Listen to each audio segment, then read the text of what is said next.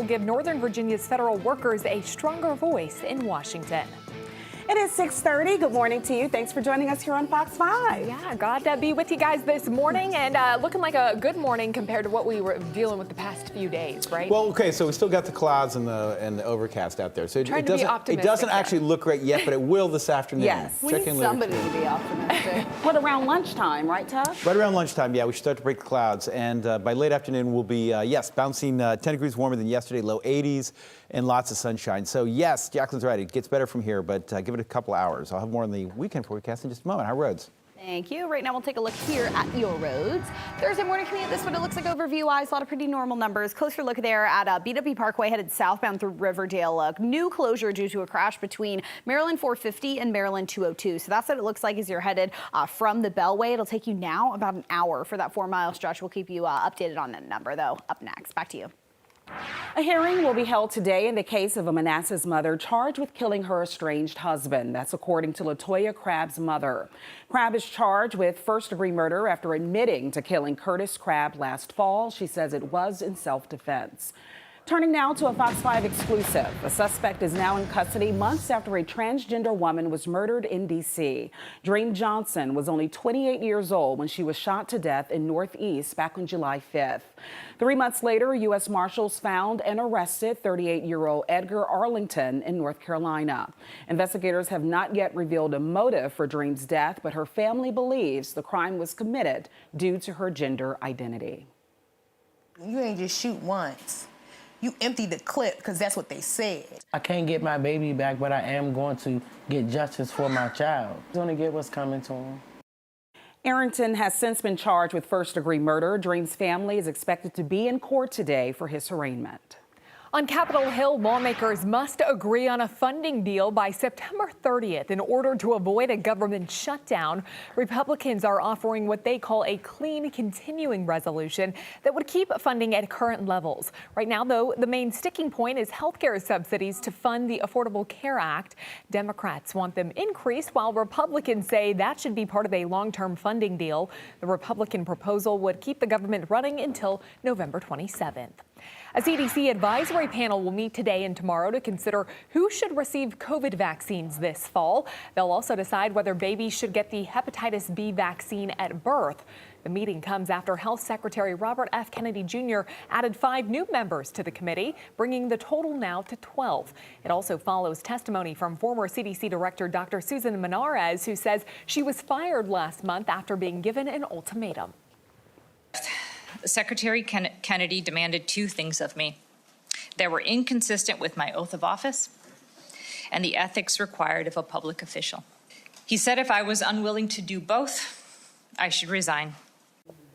Dr. Menarez said that she was let go for refusing to endorse vaccine guidance without first reviewing the scientific data. After her testimony, an HHS spokesperson released a statement saying in part, quote, Menarez acted maliciously to undermine the president's agenda and was fired. President Trump expected to meet with UK Prime Minister today, and it follows his meeting with King Charles III yesterday. They were joined by Catherine, the Princess of Wales, and Prince William. The visit marks a historic second state visit that no other president has ever been given. A military parade and air show was presented to the first family. They also gathered for a state banquet, which was held with 160 guests in attendance. Outside of the castle walls, the visit led thousands marching in protest.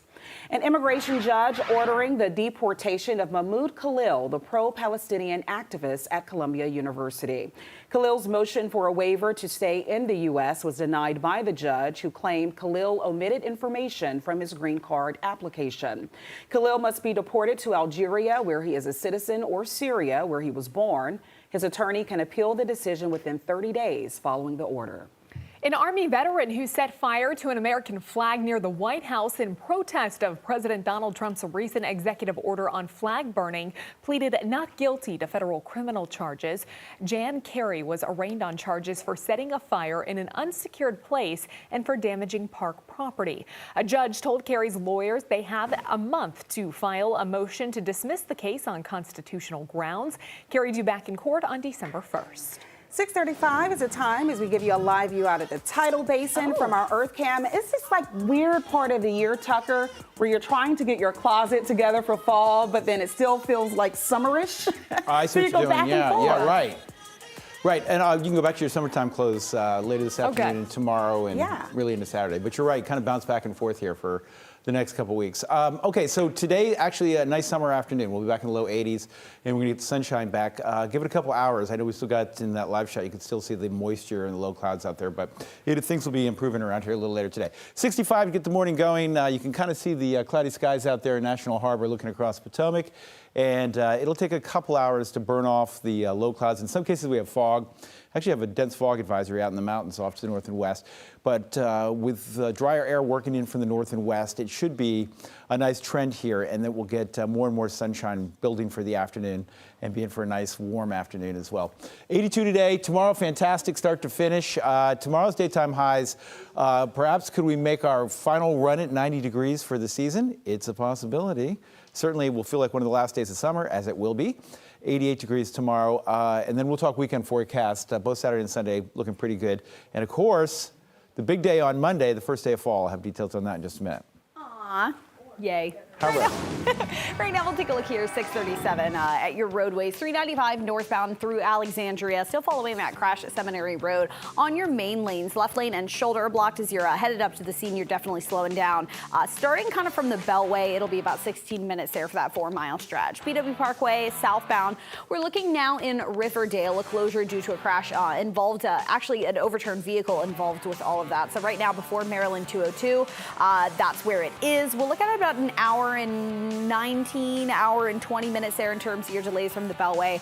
Because of that, you're definitely going to be in that kind of red zone leading up to it. You can use 50 as an alternate route if you want to do so this morning. Again, that's through Riverdale. Marissa? Thanks, Annie Mae. Here's what's ahead in the next 45 minutes. At 6:41, a local sheriff's office is warning of a texting scam. Then at 6:43, reaction from Commanders fans after the D.C. Council gave final approval for the RFK Stadium deal. Then at 6:48, a look at when the D.C. region could start to see some fall foliage. Plus, at 6:54, a Virginia woman who won thousands of dollars in the latest lottery, then donated it all to charity. We've got more on her story coming up. Plumbing to electrical, heating to air conditioning. If you can't, we can. Michael and Son.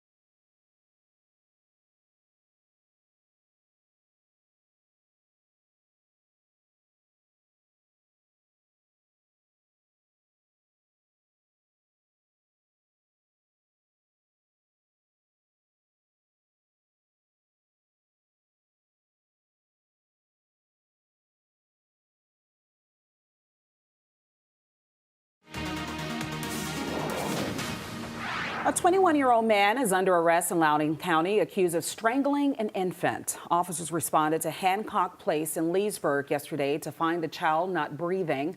The baby was rushed to the hospital and is now in critical condition. The suspect, Alvaro Mejia Ayala, left the scene but was later arrested. The relationship between the suspect and the victim is unclear.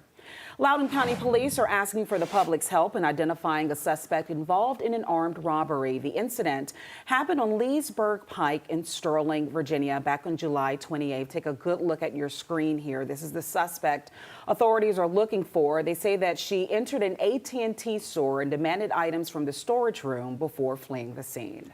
A man is in custody after a string of break-ins in Manassas, Virginia. Police say Rodney Noakes stole from victims between September 10th and 11th. Detectives found him with a stolen laptop, broken glass, and a window punch device. When they searched his hotel room, they also found more stolen property. Police say Noakes had an active felony warrant for 2 previous vehicle thefts. The investigation is ongoing. Now to Stafford County, where officials there are warning residents of a text scam. Authorities say if you receive a notification about a fraudulent withdrawal, do not panic. That is what scammers want you to do. Messages like these are meant for you to click links and then enter your bank information, which could potentially lead to installing malware. Officials say you should reach directly out to your bank. Do not click any of those links. These scammers are getting very creative with their ways. Yeah, it's like every week a different scam that's out there. I'm afraid to look at my phone. I just got one the other day from the Florida Department of Revenue, right? Yeah. I used to live in Florida, so I almost clicked on it, but I was like, I'm just going to delete this. Yeah, take my own the moment advice and think twice. Exactly. You got it. All right, at 6:42 ahead after the D.C. Council gave final approval for the RFK Stadium deal. How are fans feeling this morning? We're going to hear from some of them next. Yeah, I'm sure they're very excited. Plus, it is technically still summer, but fall just a few days away. The big question, when are we going to see some fall foliage here in the D.C. region? We'll let you know on the other side of the break.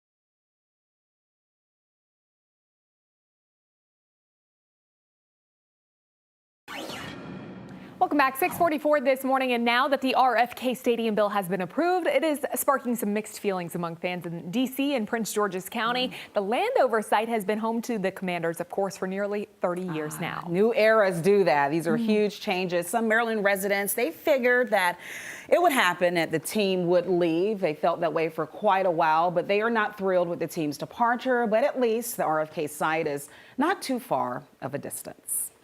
In hindsight, I think they should really go back to D.C. from whence they came. You I won't really miss do. them in Prince George's? No. Yes and no. How so?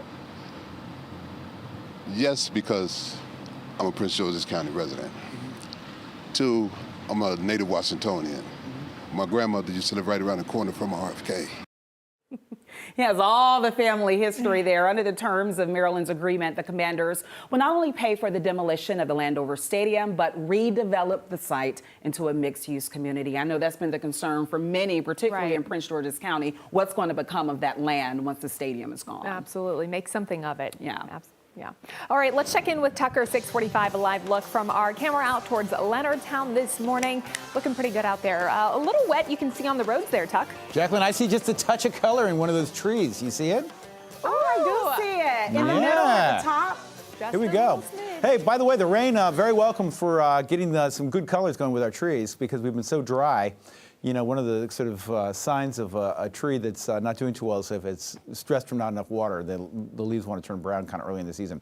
Okay, skies gradually clearing, and the low-level moisture you saw in that live shot down in Leonardtown, the overcast skies, and the rain showers were continuing, or at least the drizzle was continuing. That will all be a thing of the past over the next couple hours. We'll get some sunshine this afternoon. Tomorrow looks warm, almost hot, upper 80s. With plenty of sunshine start to finish tomorrow. Weekends mild, 70s return. Saturday looks great. We'll have some clouds around Sunday for the Commanders game, and there might be 1 or 2 showers during the day on Sunday, but I think for the most part we'll be dry. 65 this morning for your start to your day here. 65 in Leonardtown. That seems to be the winning number there. Look at that, trifecta. Quantico, Manassas, and Dulles, all 65 degrees as well. Quiet as can be, with the exception of the low clouds and in some cases the fog we got to burn off. Give it a few hours and we'll start to break the clouds up. We're going to work dry air in from the north and west, and that's going to allow us to go partly sunny here. And yesterday our daytime high was only 69 degrees. We should be in the low 80s later today, so a good 10 plus degrees warmer by late afternoon. Again, you can see the clear skies and the quiet conditions out to the west. That's our weather for later tonight and for the day tomorrow. So we do have an improving improving forecast across the region. Okay, very quiet in the tropics for a couple weeks. Finally, we got another tropical storm. This is Gabrielle. It will not impact the U.S. Little island of Bermuda out there. We'll have to watch carefully as it should pass to the east as perhaps a strong tropical storm or a Category 1 next week. But again, we've gotten to the letter G here with Gabrielle. With that latest development of that storm. 82 today, 88 tomorrow, and there's your forecast into your weekend. Saturday, fabulous. More clouds on Sunday. I do think for the most part it should be dry for the Commanders game Sunday afternoon. And then, of course, we're going to celebrate all things on Monday as fall arrives at 2:19 p.m. It's going to be fantastic. Right? I'll be probably asleep at that point in time. I hope you're doing more than that on your birthday. Sleeping in. It'll be fantastic. Right now, we'll take a look at it right now. If you're headed 395 northbound at main lanes through Alexandria, there's a crash at Seminary Road that's moved over to the right shoulder. So it's about 23 minutes in terms of your delays there from the Beltway. Keep that in mind. Red zone through that area this morning. Riverdale, we're looking at a major crash there involving an overturned vehicle, a truck actually there at Maryland 202 BW Parkway headed southbound. Right now, right lane and shoulder are going to be blocked, so just around 2 hours is what we're looking at in terms of your delays from the Beltway. We'll keep you updated on that time as well in the next 10 minutes or so. BW Parkway, both north and southbound. Southbound's 32, 26 you're northbound between the Beltway and 195. Back to you. Anyway, thank you. Several Fairfax County supervisors showing support for a proposal to extend toll lanes through an 11-mile stretch of the Capitol Beltway. That plan comes despite concerns about neighborhood impacts. Now, some board members believe the plan would relieve congestion, improve safety, and create additional travel choices. However, the project's fate is unclear. We know that some Virginia state lawmakers don't support this. We know that there are concerns about artillery roadways, some of those local roads getting backed up as a result of this. But really, in this latest conversation, at least in Fairfax County, it seems like folks are pretty on board with this because, as they described it, the do-nothing alternative is possibly even worse. Traffic analysis found 2,400 more people would be able to move during peak hours on the Beltway if those lanes are extended. Well, fall officially starts on Monday, which means it won't be long until fall foliage reaches its peak. The cool temps and drought conditions last month are affecting the leaves, and that means some are already starting to change colors. We just talked about it in the mountains. This year's foliage is expected in late September, that's next week, to early October. Yeah, the National Park Service does recommend heading west for the start of of leaf peeping season. One of my favorite Oh things my to gosh, do here in DC. That is what I love about this region this time and during the springtime are my two favorite times of year. Love fall and so many great places. You don't have to drive far either, right? A little further earlier on, but even in Rock Creek Park, right? Think Great Falls, you can find so many I'm places. already seeing everything change too. And I think too, the thing that I love about being here in the DMV, we get all 4 seasons. Yes. All 4 seasons. They're all Instagrammable too. Love it, so. love it. Still to come, we're going to introduce you to a Virginia woman who won thousands in the lottery and then decided to donate it all to charity. More about that on the other side of the break.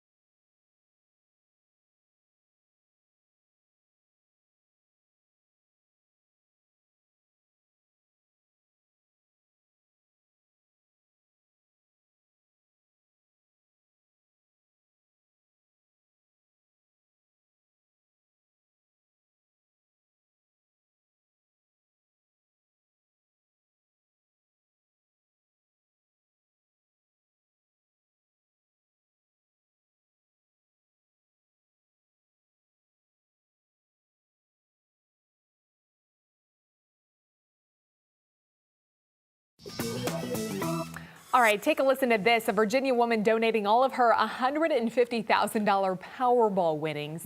Yeah, you heard that right. Carrie Edwards. She lives in the Richmond area. Previously, though, she lived in the Fairfax County region. She won earlier this month after actually using ChatGPT to help her pick her numbers. What? Yeah. Now that's the story. Apparently, I'm happy for Miss Miss Carrie, but ChatGPT is the one. Yeah. So she's going to divide the winnings between 3 charities in honor of her late husband and her late father. Her husband died last New Year's Eve from dementia, so she's going to donate to the Association for Frontotemporal Degeneration in his honor. The second charity is a nonprofit focused on affordable produce. Carrie and her husband love to garden together, harvesting vegetables and fruits and all that good I love stuff. that. And the third donation, as we mentioned, in honor of her late father who graduated from the Naval Academy. The Navy Marine Corps Relief Society helps veterans and active duty sailors and Marines with financial assistance. Each organization getting about $36,000. So way to give back. You know, a lot of people, I don't know really anybody that would probably do something like this, but good on her to be able to give back and be in a situation where she could give back. Absolutely. And then, like you said, ChatGPT being the one that helped her win those numbers, maybe there's something to it. All right. Maybe the universe wanted her to win because she was going to do so much good with her money. Exactly. She was the one to get it because she would do Right? the right thing with it. I do believe in that. That's fabulous. Okay, we've got, you know what? The weather will become fabulous later this afternoon. We got cloud cover. We got, in some cases, some fog, especially north and west. And we got to burn it off. But I think by late morning, early afternoon, the trend will be a good one in that we'll get some sunshine in here and some warmer temperatures by the end of the day. 65 to get your morning going. But we should see daytime highs in the low 80s later this afternoon. And the last couple days with the overcast and the gloom, that should all lift later today as well. So trend's a good one. We'll get some sunshine around here by late day. And tomorrow looks fabulous. Saturday looks great. We'll have some clouds around Sunday for football.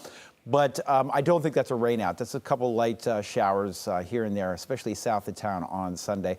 Looking good for the first day of fall as well on Monday. Annie Mae? Is that why I haven't won yet? I'm keeping it. Annie Mae, like, I'm keeping it. Yeah. In your case, you're not going to ever win. So I haven't won yet? Yeah. My hard-earned lottery money, okay? Right now, we'll take a look at Riverdale, BW Parkway headed southbound. A crash involving an overturned truck going on there at Maryland 202. So right now, right lane and shoulder are blocked. We're looking at about an hour and 30 minutes now in terms of your delays that span back from the Beltway. So keep that in mind as you are headed out the door. Definitely slowing you down through Riverdale. Marissa. Annie Mae, thanks so much. 5 things to know now. A suspect is in custody after ramming a car into the FBI building in Pittsburgh. We brought this to you as breaking news yesterday on Good Day DC. Authorities are now calling it a targeted act. The suspect, identified as Donald Henson, a former military member, also allegedly threw an American flag over the security gate. No one was hurt. A California judge approving a $233 million settlement in a Disneyland employees' class action lawsuit. More than 51,000 workers claim they were denied a living wage. The lawsuit was filed in 2019 when Disney claimed it was exempt from a minimum wage law. Some Starbucks workers are suing the company. The employees claim that Starbucks violated the law after changing the company's dress code and failing to reimburse workers who had to buy new clothing. Starbucks' new dress code requires workers to wear a solid black shirt underneath the company's green apron. Paramount Plus releasing a new documentary honoring the late Ozzy Osbourne. The documentary discusses the late singer's reasoning behind canceling his goodbye tour. Also includes commentary from Ozzy himself and his family. You may remember he died in July at the age of 76. That film will debut October 7th. Lionel Messi is closing in on a contract extension with Inter Miami. The deal is expected to be announced very, very soon. Messi joined the team in 2023 in a deal worth upwards of $150 million. It's also includes equity in the club. Whatever it is, we know it's going to be a huge number, money-wise. Lots and lots of money coming that man's way. We have a lot more news, weather, and traffic for you coming up on Fox 5 Morning at 7 a.m. starts in 60 seconds.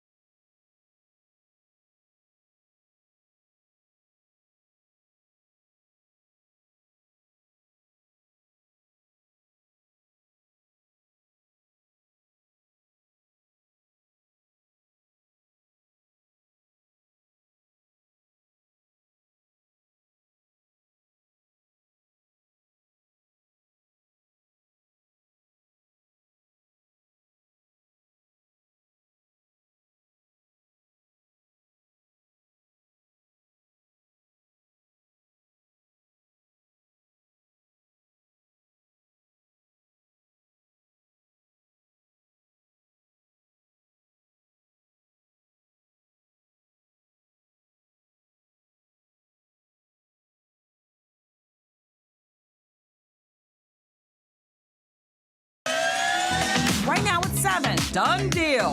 The Commanders are officially coming back to the district to look at the new agreement for a new stadium just approved by the D.C. Council.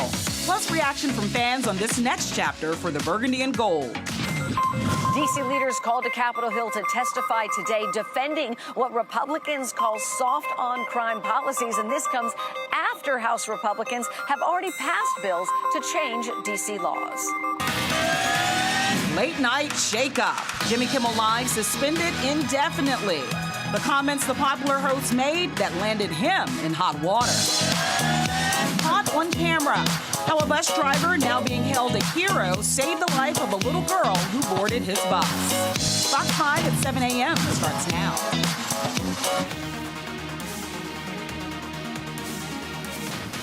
Good morning to you. It's 7 o'clock. Thanks for joining us here on Fox 5. All of you streaming on Fox Local. And thanks for joining us, Stephen Graddick. Hey, glad to be here. Thank you for having me. Yes. It seems that I'm going to be here for the next hour or so hanging out with you guys. So I'm happy to be along with this team at 7 a.m. You ready? Well, we'll see. It's off to the races. Strap in. Tucker's a lot. Let's do it. We did get the blue memo, which is perfectly fine for me. We got cloud cover to kick off your morning, and the good news here is the morning will be the last of the cloud cover, the moisture. We should get some sunshine by afternoon, and look at that. Temperatures soar like an eagle into the low 80s, like a Capitals eagle into the low 80s. Yeah, no precipitation chances later today, so it gets better from here. Annie Mae? Oh, good job. Good job. Thanks for opening the show like that. Yeah, you're welcome. Right now, we'll take a look at 7 o'clock. Thursday morning commute. This is what it looks like for you overview-wise. A lot of pretty normal numbers, pretty colorful maps at 7 o'clock. We're looking in Riverdale, though, BW Parkway in the southbound direction. A crash involving an overturned truck at Maryland 202 has the right lane and shoulder blocked. As a result, about an hour in delays from the Beltway. Mr. Chairman, there are 11 yeses and 2 nos. The bill is approved. Final reading. All right, the Washington Commanders are returning to the district. This is big news for the folks there, and the D.C. Council approves the RFK Stadium bill for $3.7 billion deal. It's making its way to the team to build a 65,000-seat stadium at the old RFK site in Northeast. Now, it's a massive plan to not only bring the stadium back to life, but to develop the surrounding area with housing, more retail stores, and a sportsplex. It's the largest private investment in the city's history. Last time I had tears of joy was when we beat the Lions in Detroit for the divisional game. And I'm not going to lie, I actually had a couple inside there. This is amazing. It's just a historic moment for this franchise and for the city. Should have known Tailgate Ted would be there. He was gonna be there. The Commanders are expected to play their first game at the new stadium in 2030.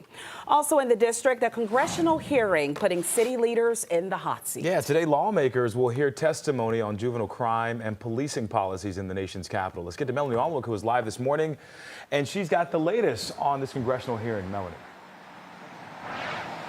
Good morning, guys. Yeah, Republicans on the House Oversight Committee believe that the nation's capital belongs to everyone, and that gives them not only the right but the duty to intervene in city affairs.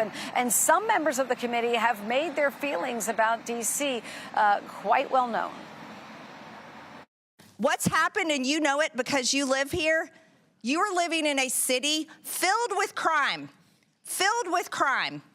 And we have witnessed it as members of Congress. We have a right to be able to take public transportation without being murdered. We have a right to be able to walk down the streets without being robbed or raped. We don't have to live under this left-wing anarcho-tyranny where criminals terrorize innocent people. Well, this week, the House Oversight Committee passed a swath of bills to address what Republicans say are soft on crime policies. 4 were quickly passed by the full House of Representatives, including one to allow 14-year-olds to be charged as adults and another to authorize more police vehicular chases. D.C. leaders have called the bills the most aggressive attack on the district's home rule in decades. Mayor Muriel Bowser, Council Chairman Phil Mendelson, and D.C. Attorney General Brian Schwab plan to defend the city's progress since an admitted spike in crime in 2023. That includes passing laws to increase pretrial detention and instituting drug-free zones and juvenile curfew zones. Violent crime in the city is currently 28% less than this time last year. And as we know, that is not the only federal intervention in the District of Columbia. We have the National Guard as well. Their mission has been extended until at least November 30th. Currently, 2,300 some D.C. and other National Guard members are serving. The majority of those are from outside of Washington, D.C. Mel, thank you. Certainly a busy day on Capitol Hill, to say the least. We'll be monitoring today's hearing. We're going to keep you updated on air and online through the day. You can also download the Fox Local app to stay up to date. You can scan that QR code that you see there on your screen and download the app straight to your phone or your mobile device. Marissa. Well, Stephen, we want to turn now to a Fox 5 News alert. ABC has suspended Jimmy Kimmel Live indefinitely after pressure from the Federal Communications Commission. It came over comments the late-night host made about the killing of conservative activist Charlie Kirk. The remarks were made during his Monday monologue. Kimmel suggested that Kirk's accused shooter is aligned with President Trump's MAGA movement, drawing sharp backlash. This move follows Nexstar's decision to pull the show from all of its ABC affiliates. The network has not yet said when or if the show will return. Classes are back in session at Utah Valley University 1 week after Charlie Kirk's killing. Kirk's public memorial will be this Sunday at Arizona's State Farm Stadium in Glendale. President Trump is set to deliver remarks. The alleged gunman, Tyler Robinson, is charged with capital murder and could face the death penalty. Well, a somber scene last night in rural Pennsylvania where a procession was held for the 3 police officers shot and killed. 2 other officers were also shot and are in critical condition. The shooting happened yesterday in York County, not far from the Maryland border, but the officers were responding to a domestic-related incident at the time. At this moment, we do not know the identity of the gunman. However, we do know that the alleged gunman was killed by police. Multiple agencies are now assisting with this investigation. It is 7:05. You know what that means, Stephen? What time is it? Weather and traffic on the 5s. Let's do it. I love to see it. Live view out in Gaithersburg, 270, just a little backed up there, but in terms of the weather, Tuck, things are going to clear out later this You're looking down, I'm looking up, and I can see. too. Do you see it? Yes, I can see some beginnings the separation of clouds and sky. Oh, sun is trying to peek through. We're trying to get some clearing out there, and that'll be the trend. More and more clearing and more sunshine by afternoon, and low 80s around here. Yesterday we did not hit 70 degrees, one of our coolest days so far this season. Well, I had to wear my jacket. So. Yeah, it's only 69. Today we should be in the low 80s. So clearing skies. I don't want to promise full sunshine, but maybe we'll be partly sunny by afternoon. And again, drier air working in, so it'll be less humid as well. 66 in Washington, 64 Dallas. We'll see these numbers climb here as soon as we can get some breaks in the clouds. My satellite picture is hard at work, but it can't do much until I get the sun a little higher in the sky. So you're not seeing much out there on my particular satellite picture, but take my word for it. Clouds. In fact, we have dense fog advisory out in western Maryland. Out along 81 there in parts of West Virginia, as visibilities are not great out there. But drier air out to the west, out back into the Great Lakes and back into Ohio, will work its way in, and we'll be talking sunshine, low 80s this afternoon. Looks great tonight if you're going out. Tomorrow, fantastic start to finish. We'll do the Friday and weekend forecast in just a moment. And even though Stephen just mentioned it, I'm going to mention it again because the Fox Local app is great for everything. Not only can you get your latest news updates, you can get your weather updates. Pretty much, you know what, you should just have Fox Local on all the time. Tell them about the house calls with Tucker that Annie mentioned. Tell us about them. Well, Annie Mae's decided that if you download as a special, I'll come over and thank you. Up to you how you thank the people. You know what? It's always fun to just rope somebody into something on live television. 707, we'll take a look BW Parkway. This is in the southbound direction in Riverdale. A crash involving an overturned truck at Maryland 202. Right now, it's traffic getting by in the left lane only, so just under an hour in terms of your delays from the Beltway. Keep in mind, massive kind of red zone for you. Inbound US 50, this is what it looks like for you. 15 minutes drive time between the Beltway and Kenilworth Avenue. Of course, you can see a little back up as well as the red zone there as well. 395 northbound approaching the Alexandria area northbound. Crash at Seminary Road has moved to the shoulder. You can see it there in our traffic camera as well as what the flow of traffic looks like. It's 22 minutes for your drive time between the Beltway and the 14th Street Bridge. Stephen. All right, Annie Mae, thank you. Well, a CDC advisory panel meets today and tomorrow to consider who should receive COVID vaccines this fall and decide whether or not babies should get the hepatitis B vaccine at birth. Now, the meeting comes after the Health Secretary, Robert F. Kennedy Jr., added 5 new members to the committee, bringing the total to 12. It also follows testimony from former CDC Director Dr. Susan Monarez, who says that she was fired last month after being given an ultimatum. President Trump expected to meet with UK Prime Minister Keir Starmer today. It follows his meeting with King Charles III yesterday. They were joined by Catherine, the Princess of Wales, and Prince William. The visit marking a historic second state visit that no other president has ever been given. A military parade and air show was presented to the first family. They also gathered for a state banquet which was held with 160 guests in attendance. Outside of the castle walls, the visit led thousands marching in protest. An immigration judge ordering the deportation of Mahmoud Khalil, the pro-Palestinian activist at Columbia University. Khalil's motion for a waiver to stay in the U.S. was denied by the judge, who claims Khalil omitted information from his green card application. Khalil must be deported to Algeria, where he is a citizen, or Syria, where he was born. His attorney can appeal the decision within 30 days following the order. All right, 7:09. Let's check some of the other top stories this morning. An investigation continues after a man was killed on the job on the National Mall. He was crushed by a car. Part of the Cars at the Capitol exhibition. D.C. police say that the worker was unloading a vehicle from the trailer when he was somehow pinned under that car. It appears that the vehicle involved was painted by Andy Warhol. It is set to be on display at the mall, but it is unclear if that event will go on today. A former Georgetown law professor who was found guilty of beating his wife will be sentenced today. Sean Hopwood faces a minimum of 5.5 years behind bars. He was arrested in late 2023 after assaulting his wife during an argument in front of their children and then ordering her to remain in the basement of their house.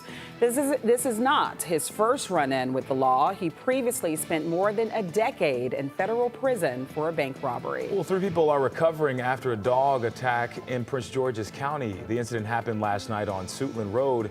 At least 2 people and victims are believed to be juveniles at this time, but they were taken to the hospital with non-life-threatening injuries. The dogs involved with this attack were taken to an animal service. Commanders quarterback Jaden Daniels is still day-to-day when it comes to that knee injury, so it's unclear if he will play this Sunday when the team hosts the Raiders. Daniels did not practice yesterday. Head coach Dan Quinn says if he cannot play, Marcus Mariota will be ready. You can watch Sunday's game right here on Fox 5 at 1 p.m. Our pregame coverage starts at 10:30 a.m. I will be at that game. I am excited for you. So either way, I'm excited for me, and I think they're going to pull out a win. I think so, too. I mean, listen, you know it. The fans are going to show up and show out whether you like it or not. We got the home field advantage. So that's going to draw up a lot of support for the players out there. And we have Mariota. He's done it before. He's done it before. He can do it again. Yeah, you can do it again. All right, 7-Eleven now. A local school district is now one of the first in the area to use FBI program to help with background checks. We have those details ahead. And a bus driver now hailed a hero after helping to save the life of a little girl. You see the video here, who boarded his bus. We'll have that miraculous story on the other side of the break. Plumbing to electrical, heating to air conditioning. If you can't, we can. Michael and Son.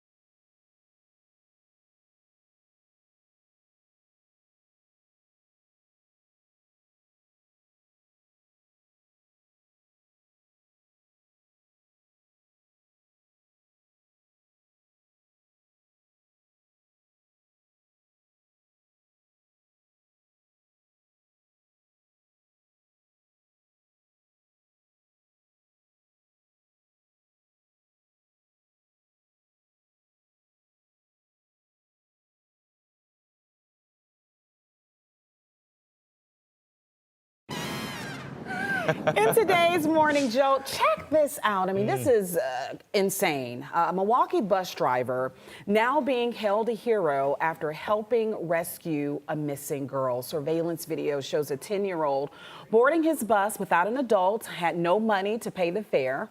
The bus driver recognized her, get this, from a missing persons report that he had seen earlier in the day. He alerted the bus system's dispatch, who then alerted authorities. Police arrived, got the girl, took her off the bus. It's unclear what happened after that. Wow. Oh, my goodness. I'm so glad he was alert and then made the right call and that she got on the bus. Certainly. You know, had the presence of mind to do that. All right, good deed of the day. Come on, good boy. Good boy. Good boy. Come on, good boy. Well, a man in New Jersey helped guide a bear out of a dollar store. Check this out. The witnesses say that the bear had actually bit a woman on the leg in the store, and that's when the man was able to lure the bear out of that store. Unfortunately, the bear was later euthanized and is now being tested for rabies. The woman's condition is unknown this morning, but my goodness, you hear the sounds in this video of the guy saying, "Come on now, get on out there." And so, yeah, I mean, you got to... He bit a woman in the store. You know, normally, yesterday we have to be more specific, Tucker. We wanted more bear video, but see, we like the cute bear video. Yeah, we like happy endings. Yeah, we not do our a bear bear video. in a dollar store at the Dollar Tree. You know, biting people. We don't know if it was a Dollar Tree. It could have been a Dollar General. We don't know if it was a Dollar Tree. It was a dollar store.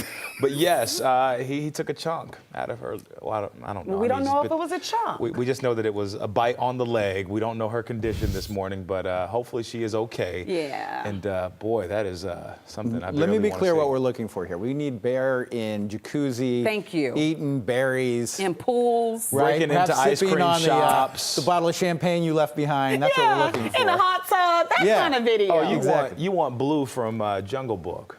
Pretty much, yeah. Bare necessities. We want Yogi.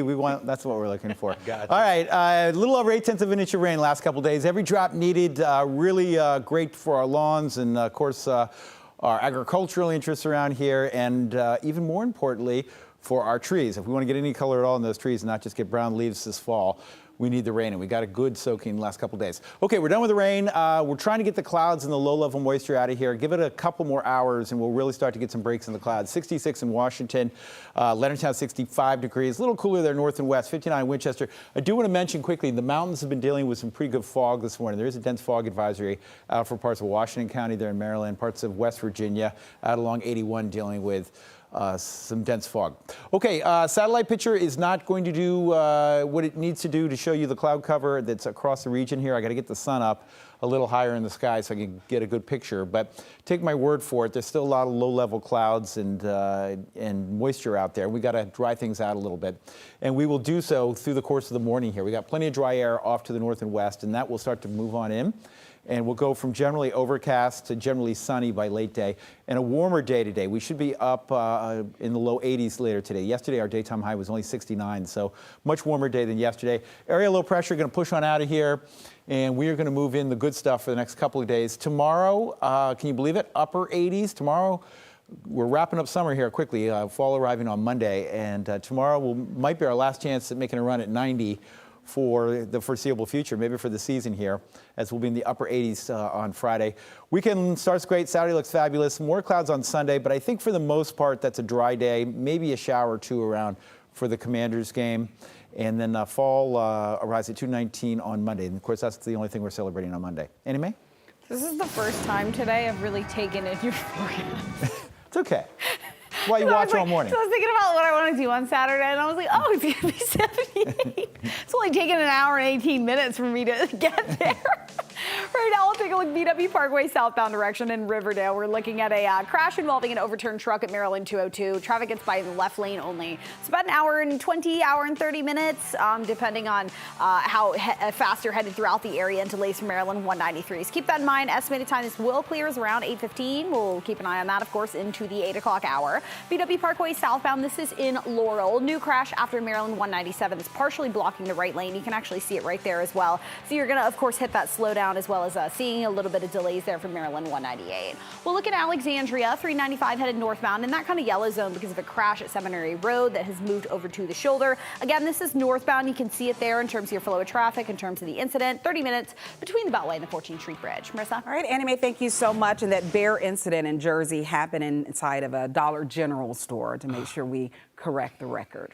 All right, it's 7:19. New this morning here at home, Fairfax County Public Schools becomes the first school district in Virginia to implement continuous background checks. The safety and security measure officially launched on July 1st. FCPS will utilize the Rap Back service, which establishes real-time alerts for arrests, convictions, and other criminal offenses reported within the Commonwealth or to the FBI by other states. In the next few months, all employees, contractors, and volunteers of the school district should be fully enrolled in the program. Well, happening today, a public hearing will be held on Dominion Power's proposal to put up power lines in Loudoun County. The Loudoun Valley Estates community is one of a number of neighborhoods which will soon be home to a transmission line project called Golden to Mars. And it will, of course, be on Route 20 east of Dulles Airport, which is mostly a residential area now. And today's hearing begins at 6:30 this evening at Rock Ridge High School in Ashburn. And an Army veteran who set fire to an American flag near the White House in protest of President Donald Trump's recent executive order on flag burning pleaded not guilty to federal criminal charges. Jan Carey was arraigned on charges for setting a flag on fire in an unsecured area and damaging property. The judge told the Carey's lawyers that he has a month to file a motion to dismiss the case on constitutional grounds. Carey is due back in court on December 1st. It is 7:21. Two local airports rank among the lowest in the nation when it comes to passenger satisfaction. We're going to break down that ranking next. Oh, boy. You don't want to be at the bottom of that. I'm telling you. We're going to get to it in a moment. A push for Capitol Hill and more blue-collar workers. This is to a surplus of college graduates are sparking concerns about the job industry as a whole. We're going to get to that in just a moment.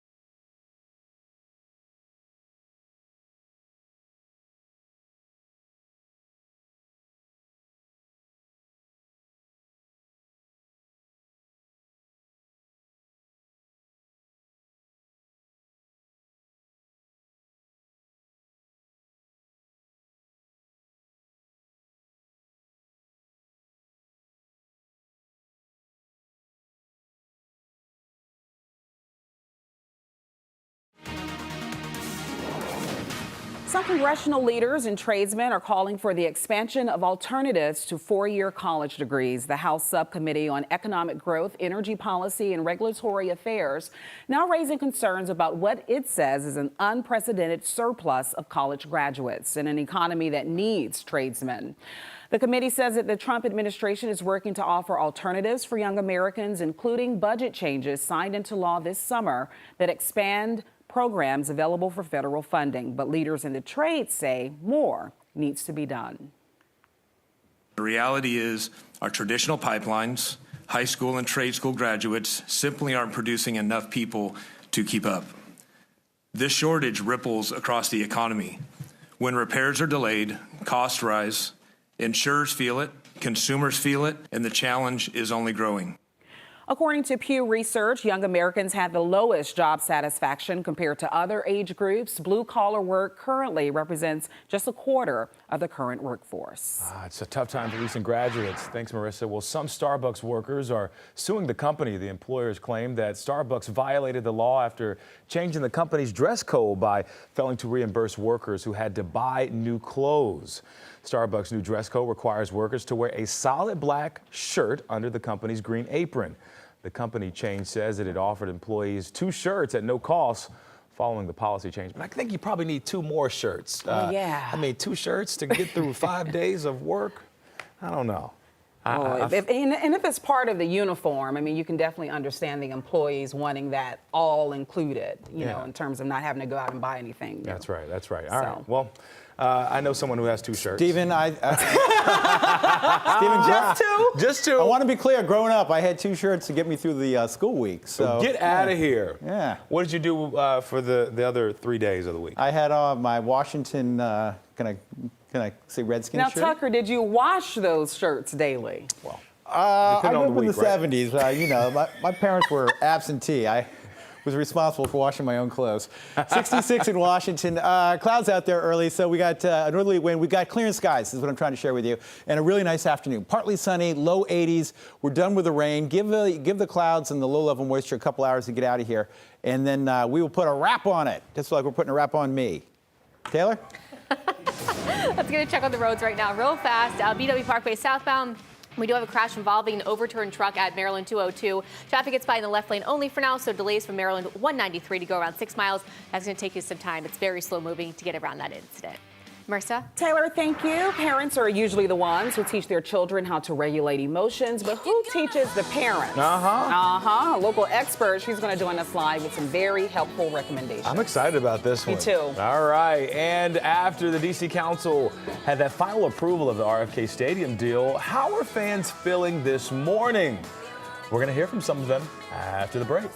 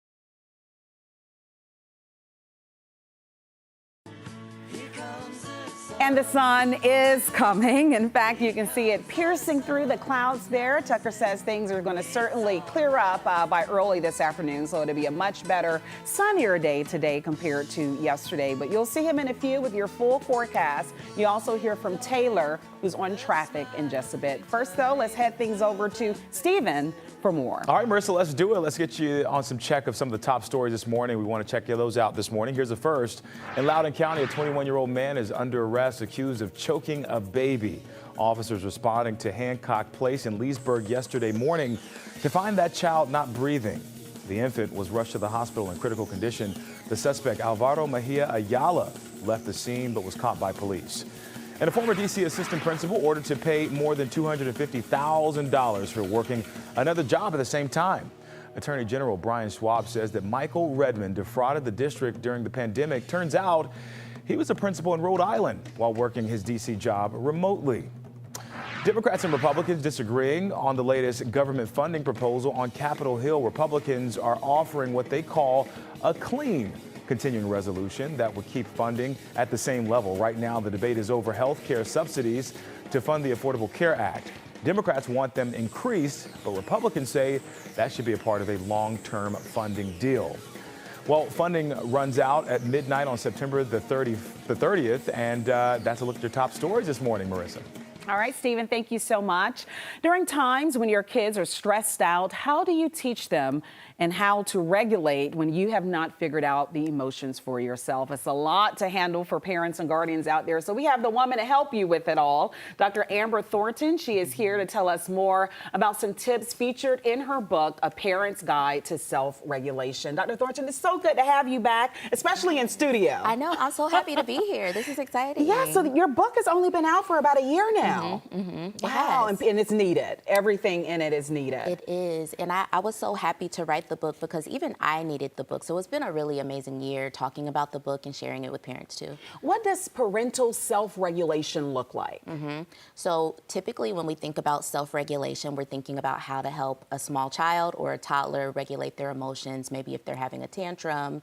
But this book is all about how do you help the parent do that? And so for many of us as parents, there are a lot of stressors. There are a lot of things going on around us, whether it's work or in our relationships. And we also need those tools to better regulate ourselves. I know you have a chapter in here where you talk about mindful, empathetic parenting. Is that the same as gentle parenting or not? There are some overlaps, but it's a little different in that mindful or intentional parenting really is about how do you get curious about what's going on for you internally and then how that comes out as a parent. So really it's all about the why. I like to encourage parents to think about what's going on behind your reactions. Why are you responding the way that you are is really getting you to become more centered and grounded with regard to what's going on for you internally and then what comes out as a parent. So what's, I guess, a practical way to deal with this? Are we taking deep breaths? Are we, taking beats? What does it look like in real time when a parent is interacting with their child? So this is going to sound so simple, but truly the first thing is to pause. Because a lot of times when we are reacting with our children or even with people around us, we might be very quick to react based on how we feel or what is coming up in our minds. But truly with your kids, you want to pause. If you are noticing that you're frustrated, you're angry, you're confused about something, take a pause. This could literally be just you stopping, closing your eyes, taking a deep breath, and really getting centered with what's going on for you. It could take 3 seconds or it might take 10 minutes, but pausing before you react or respond, that typically makes for a smoother interaction with your child, especially when emotions are high. And parenting has certainly changed over time. I mean, I was raised by boomers, so whatever my parents said, that's what it was. It didn't matter how I felt or what I thought about it.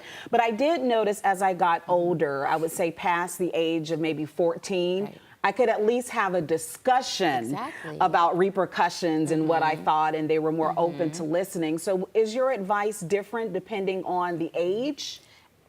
A little bit, but truly any age, you still want to be pausing, reflecting before you're responding. Okay. And actually with that allows us to have deeper, richer conversations with our kids, even when they're small. So yes, you do need to be thinking about what's developmentally appropriate for your kids in terms of the conversation you're having or information you're sharing with them, but always pausing, reflecting, being mindful and intentional at any ages. Is Finally here, and this just came to me, as I got older, I noticed that my parents loved me and my sister equally, but differently. Oh, yes. In terms of how we were treated, disciplined, and the like. I would guess you have to kind of tailor this to each child individually based upon their personality and such. Absolutely, because same with my kids. I tell my kids all the time, I love you both the same, but you are different people. And so with your kids, they will elicit different responses or reactions from you. And so you will notice that you will have to tailor how you respond, how you react, and then also the conversations or the after with that too. So every kid is different, and also being intentional and mindful about this helps you see that even more. Yeah, if you're in a good place to see things clearly. Exactly. A Parent's Guide to Self-Regulation. Thank you so much for telling us about your book, and then also, as always, offering sage advice. We appreciate it, and that's where you all can stay in touch with Dr. Amber Thornton on everything moving forward. We appreciate you. Of course. All right, Tucker, over to you for today's weather. Yes, Marissa, and the live shot there in Annapolis showing low clouds and fog, and it looks like another kind of dreary day in front of us. Do not despair, as we're already getting some breaks in the cloud cover, and the trend will be more and more sunshine around here, and actually a really pleasant afternoon. We're going to dry things out, low 80s by late afternoon. We're already seeing some sunshine here in Bethesda. 66 kick off your morning in Washington, 64 Dulles. Mostly overcast conditions across the region here, and as mentioned, some spots, including out along the bay and in the mountains, we're dealing with some fog as well. That will burn off. Drier air works its way in, and the area low pressure that brought us a couple days of clouds and overcast conditions and drizzle and rain out of here, and we're going to be back to sunshine this afternoon. Very nice conditions around here later today. Tonight looks great. Friday, fantastic. Even a little warm tomorrow, and then we'll focus on the weekend forecast coming up. But next couple days, big improvement. This afternoon, 80s expected. Yesterday's daytime high was 69, so a much warmer day. Look at tomorrow, 88. Stephen, back to you. Beautiful, beautiful, beautiful. Thank you so much, Tucker. Reagan and Dulles receiving low marks on a recent survey from passengers. We're going to check those out next. And plus, heads up for drivers. Toll lanes along the Beltway could be extended 11 additional miles. We're looking at that proposed change coming up. Stay with us. Plumbing to electrical, heating to air conditioning. If you can't, we can. Michael and Son.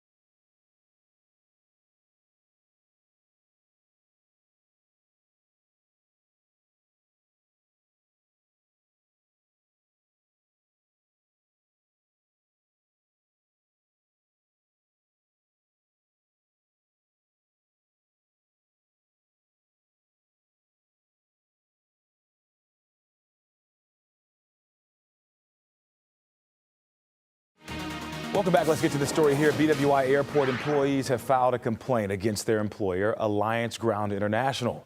The complaints here include several incidents of severe heat stress, inadequate protective gear, as well as malfunctioning equipment. It also details a report of an incident when a worker covered in urine and feces had to continue handling baggage for 7 hours.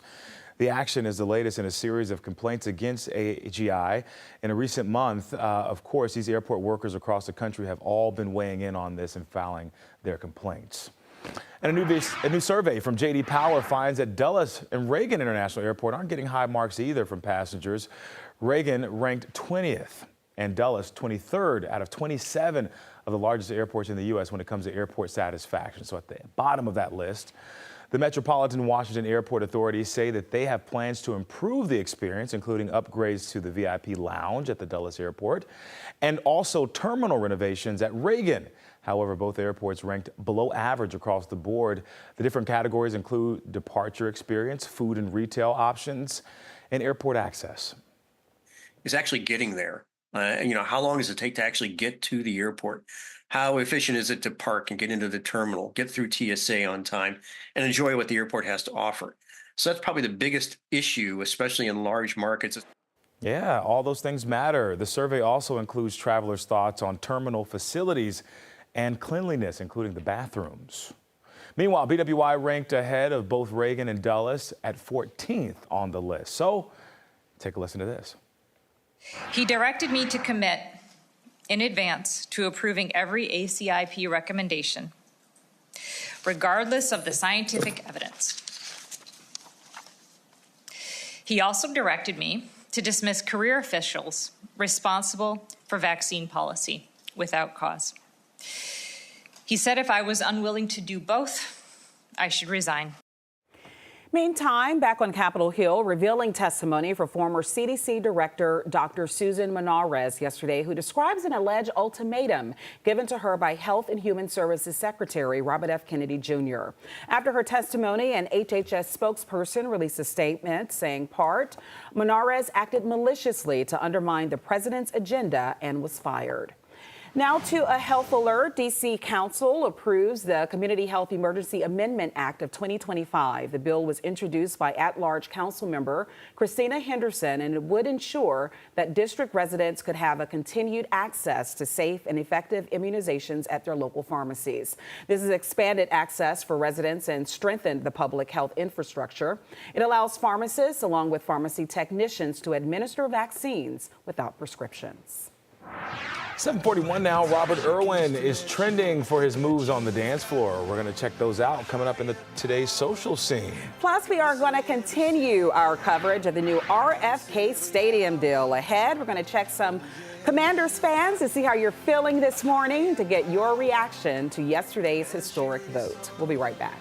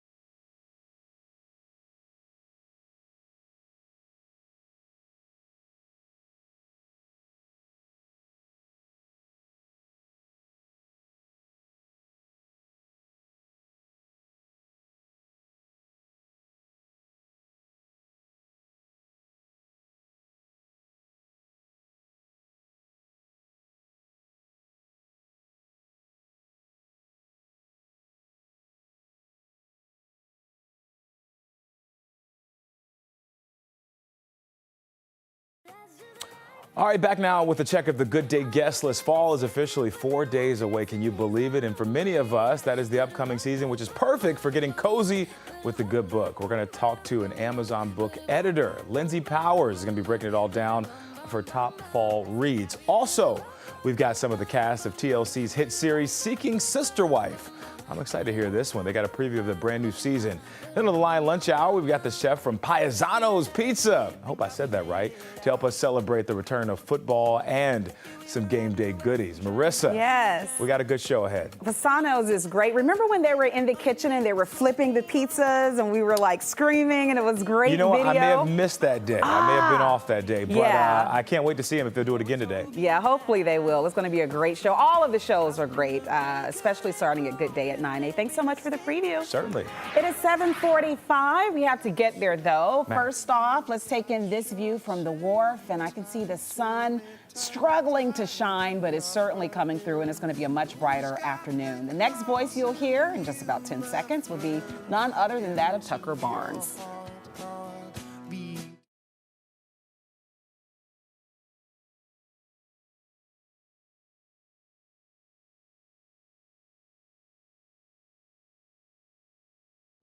Okay, it's my voice, and yes, here I am. Sunshine returning.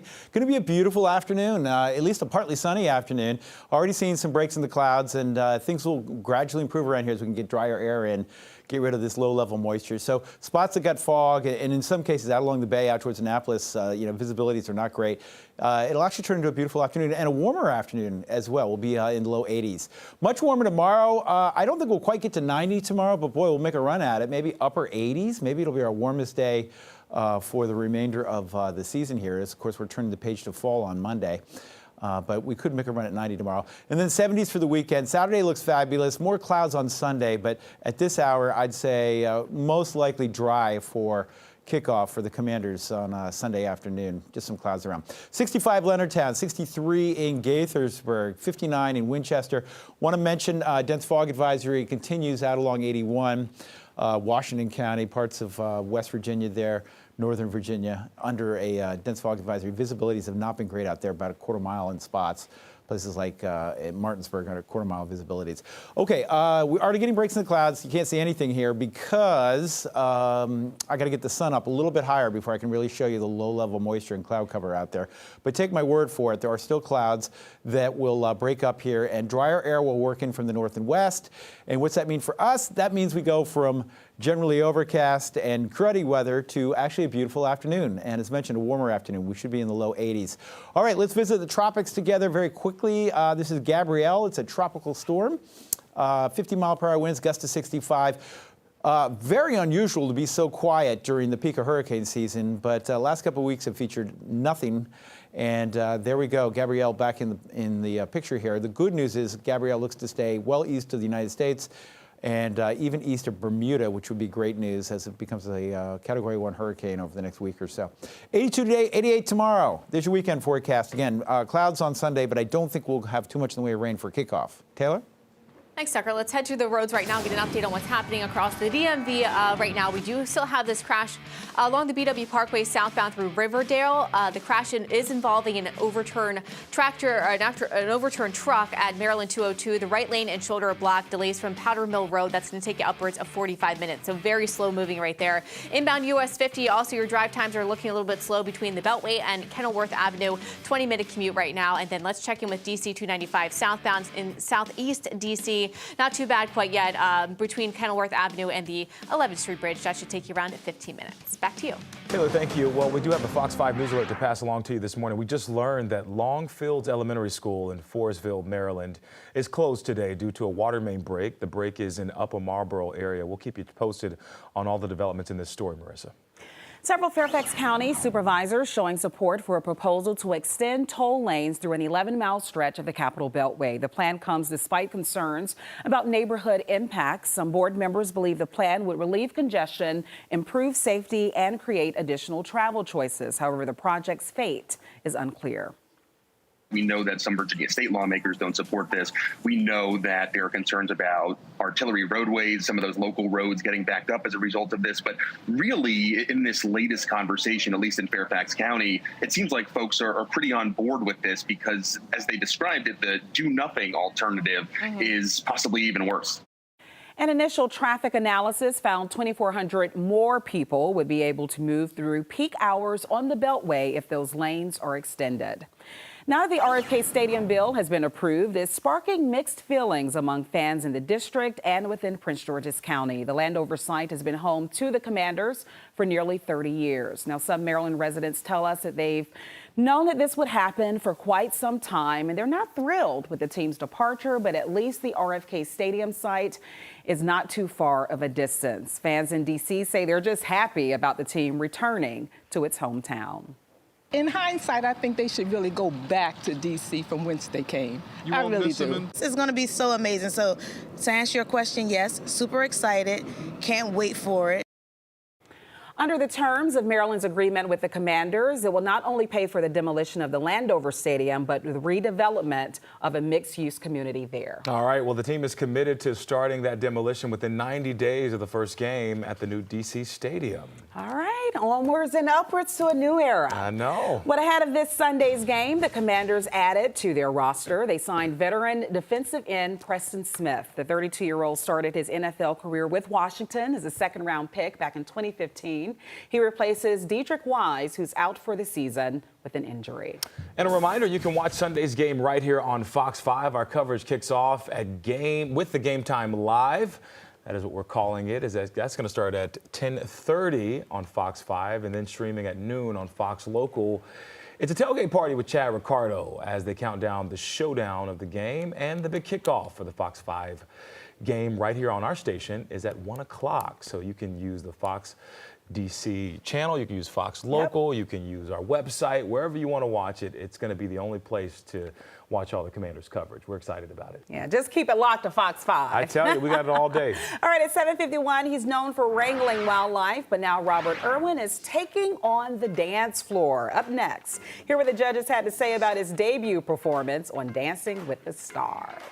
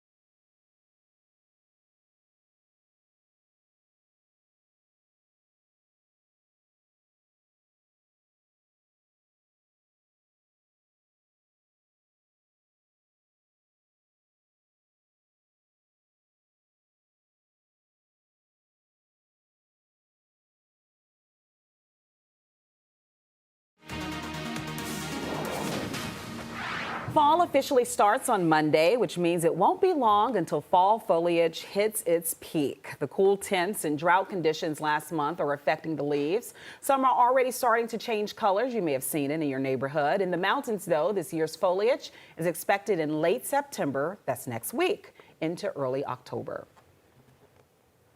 Now you're going to see the early stages as things are going, and you're going to really be able to tell, like, okay, this is my last moment to look around, grasp those last greens of summer, and then give it a few weeks and you're going to come out again and you're going to see a lot of color.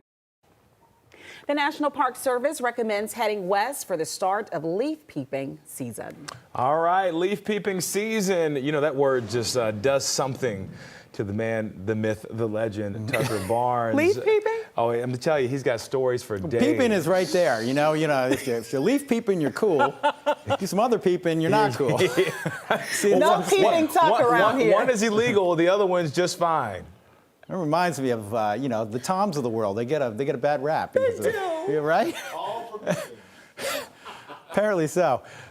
67, we've got mostly cloudy skies out there. I know it looks kind of gloomy and like we got a repeat of the last couple of days. We'll actually trend towards more sunshine this afternoon and a partly sunny, warm afternoon, low 80s, and we'll keep it dry later today as well. So give it a couple hours, especially by afternoon. We're going to mix up the atmosphere enough. We get enough dry air in here. We'll be in for a very pleasant afternoon. Clearing skies, 82.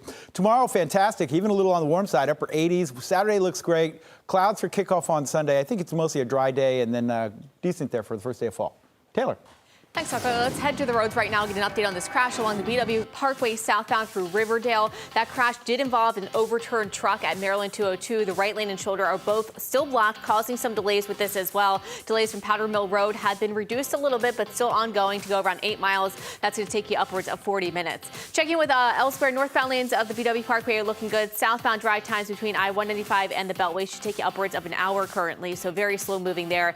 Inbound New York Avenue looking okay between Kenilworth Avenue and the 3rd Street Tunnel should take you around 20 to 25 minutes. Stephen? Thank you very much. On today's social scene, Robert Irwin is back in the headlines for his dancing debut. You're very familiar with this type of competition, aren't you? Oh, yeah. I love Dancing with the Stars. But check out his moves.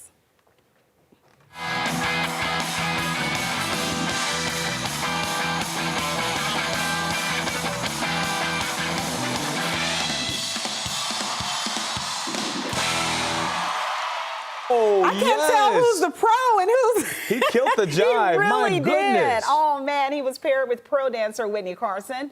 Irwin performed an energetic jive to Born to Be Wild. We know the classic by Steppenwolf on the season 34 premiere. Now, the judges called it brilliant, with Derek Huff saying it was the best first dance he had ever seen in the history of the show. Wow. Irwin was inspired by his sister Bendy's 2015 win, tied in the score for the top score of the evening. His family also cheered him on from the audience. You know, the son of the late Steve Irwin. That's right. So we love that entire family. And he wasn't playing any games. Nah, he was very serious about it, and he absolutely crushed it. This is incredible because, the jive is a very hard dance. It's hard to keep your energy over a long period of time. Yes. It's high intensity, and, of course, he was able to do it. And, of course, if your knees aren't good, come on, then it's going to be hard to get I think Megan Thee Stallion got some competition. I'm telling you. We have a lot more news, weather, and traffic for you coming up when Fox 5 Morning at 8 a.m. starts. Thank you, Marissa. Seconds. Good to see you. Good to see you, too. Jacqueline.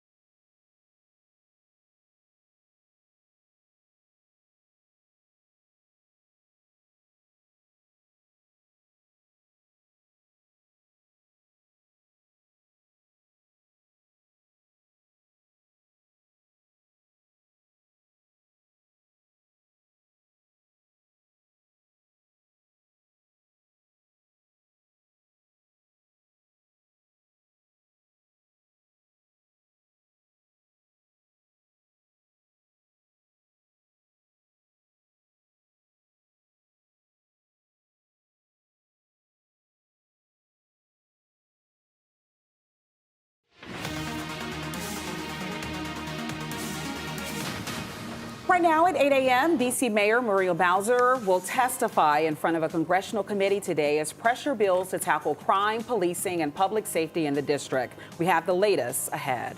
And late night talk show Jimmy Kimmel Live pulled off the air on a controversial move by ABC. The latest details in that decision.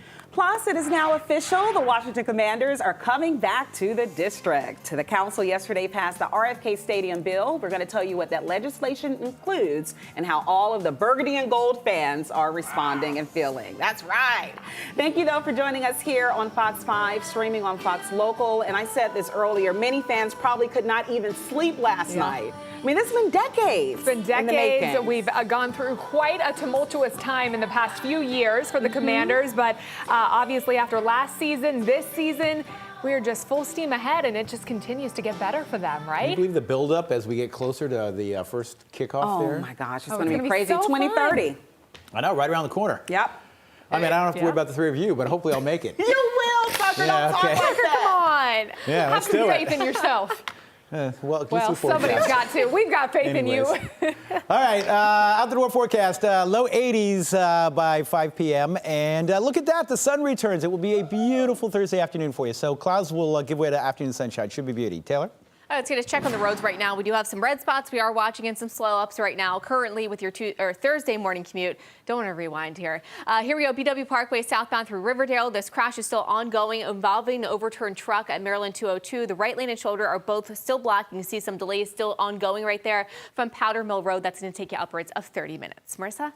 We begin this hour with House Republicans turning up pressure on the district's leaders. Today, D.C. Mayor Muriel Bowser will testify along with the city's council chair and attorney general. Yeah, the focus here being on crime, policing, and public safety. Our Melanie Onwig live on Capitol Hill this morning with the latest. Break this one down for us, Mel. Good morning.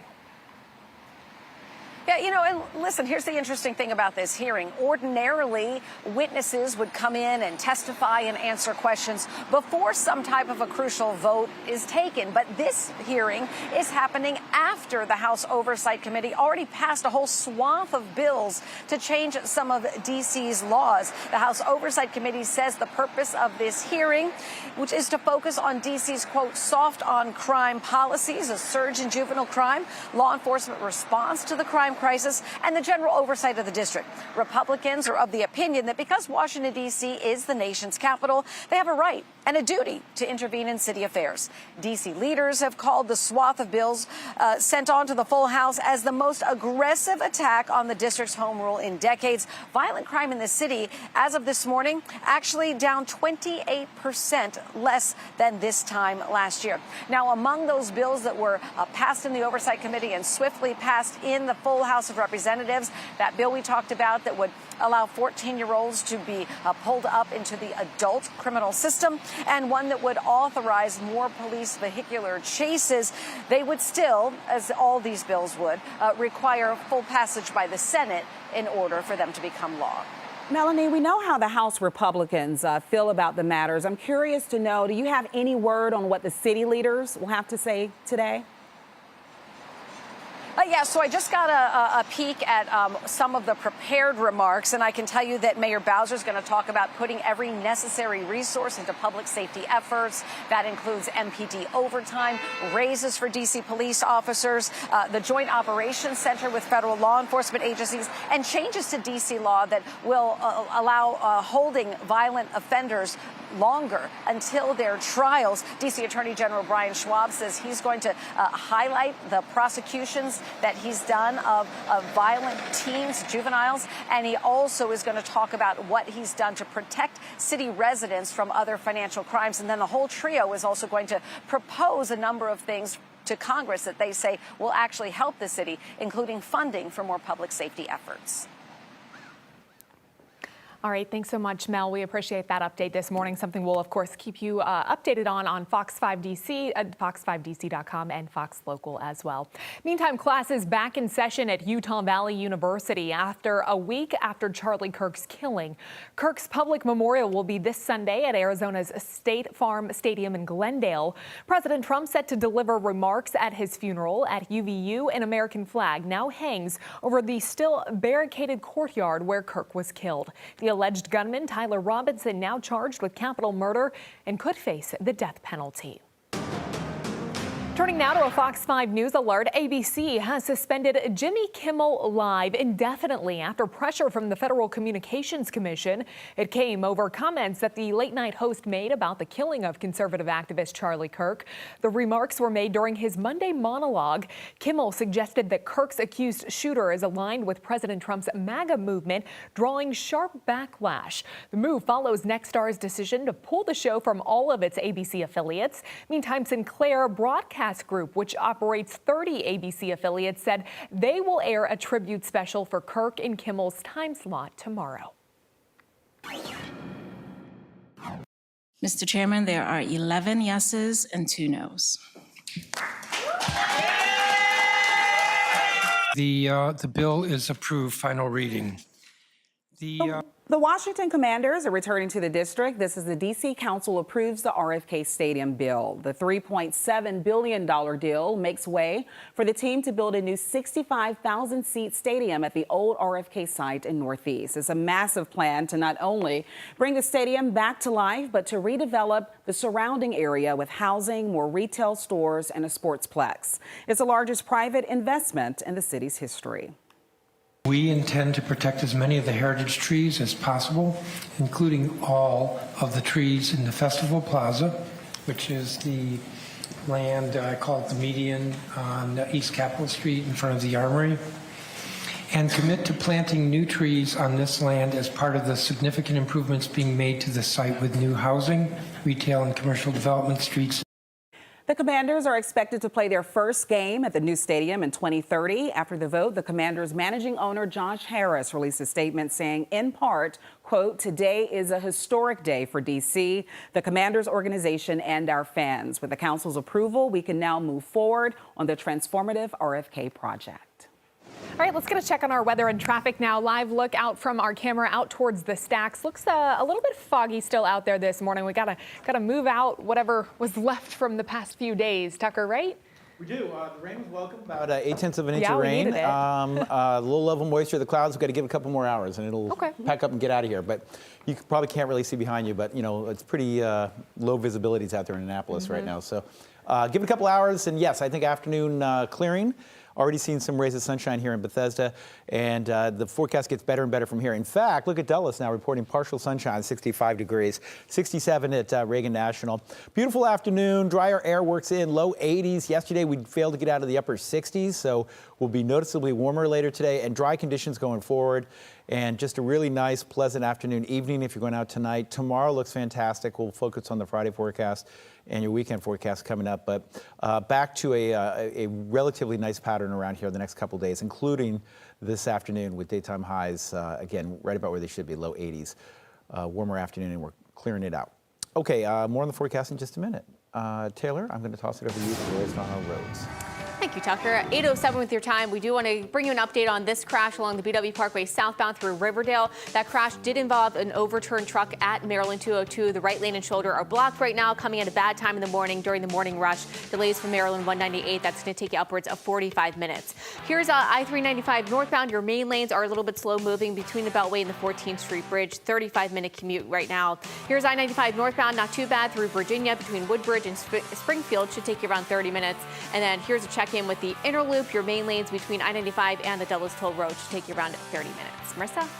Well, Taylor, we want to get to this Fox 5 News alert. We have just learned that Longfields Elementary School in Forestville, Maryland, is closed today due to a water main break. That break is happening now in the upper Marlboro area. So again, Longfields Elementary School, no class today because of that water main break. Well, developing in Pennsylvania this morning, law enforcement paying respect overnight to 3 officers who were shot and killed while trying to serve a warrant. 2 other officers were also shot and they remain in critical condition. All of this happening in York County, not far from the Maryland border. The gunman, who has not yet been identified, was killed by police. The names of those involved have also not yet been released. Let's get to some of our other top stories that we're following for you this morning. We are learning new details out of Pittsburgh, Pennsylvania, after a man rammed a car into an FBI building yesterday morning. We brought you this as breaking news yesterday on Good Day DC. Authorities are now calling it a targeted attack against the Bureau. The suspect, identified as Donald Henson of nearby Penn Hills, a former military member, allegedly threw an American flag over the security gate before leaving the scene. No one was hurt. An FBI bomb squad found no explosives. 3 people are recovering after a reported dog attack in Prince George's County. That incident happened yesterday night on Suitland Road. At least 2 of the victims are believed to be juveniles. They were taken to the hospital with serious but not life-threatening injuries. The dogs involved in that attack have since been taken by Animal Services. An investigation continues after a man was killed on the job on the National Mall. This all happened yesterday. He was crushed by a car, part of the Cars at the Capitol exhibition. D.C. police say the worker was unloading the vehicle from a trailer when he somehow got pinned underneath. It appears the vehicle involved is a world-renowned piece of automotive art painted by Andy Warhol. The 1979 BMW M1 was set to be on display on the mall. It's unclear if that event will still happen. President Trump expected to meet with UK's Prime Minister today following his meeting with King Charles III yesterday. They were joined by Catherine, the Princess of Wales, and Prince William. The visit marking a historic one, the second state visit no other president has ever been given. A military parade and air show was also presented to the first family. They also gathered for a state banquet, which was held where 160 guests were in attendance. Now, outside of the castle walls, the visit led thousands to march in protest. All right, coming up on 8/11 this morning, we're getting ready for the Commanders' big game this weekend. We've got the latest on QB Daniels, Jaden Daniels' status coming up after the break. Will he or won't he play? We'll have to see. Plus, college football culture and bold flavors will take center stage at Audi Field this weekend. We're going to get a live preview of that big event coming up at 8:30. Plumbing to electrical, heating to air conditioning. If you can't, we can. Michael and Son.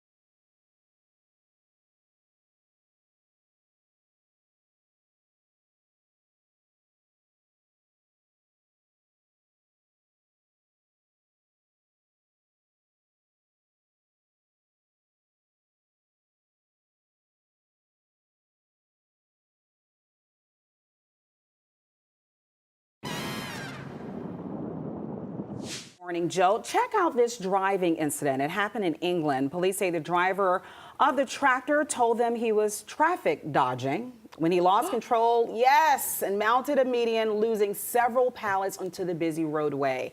Now, the driver lost his license for a year and has to pay a hefty fine. The good news in all of this is that nobody else was hurt. Yeah, thank goodness, Yeah, because that's this is extremely dangerous. very dangerous. And careless and reckless and all the other S's, so. All just to get somewhere a little bit faster. You know what? Sometimes there's beauty in taking things a little bit slower. Absolutely. Slow is the new fast. Exactly. We love it. Meantime, take a look at this, Marissa. A brave motorist in Queensland, Australia came to the rescue of a huge python. The man picked up the snake, which had been in the middle of the road, carried it over to a grassy area.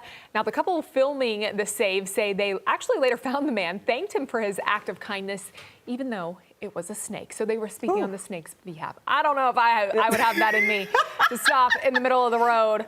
You know, we just talked about the traffic dodger. I would have dodged the python if that had been me, but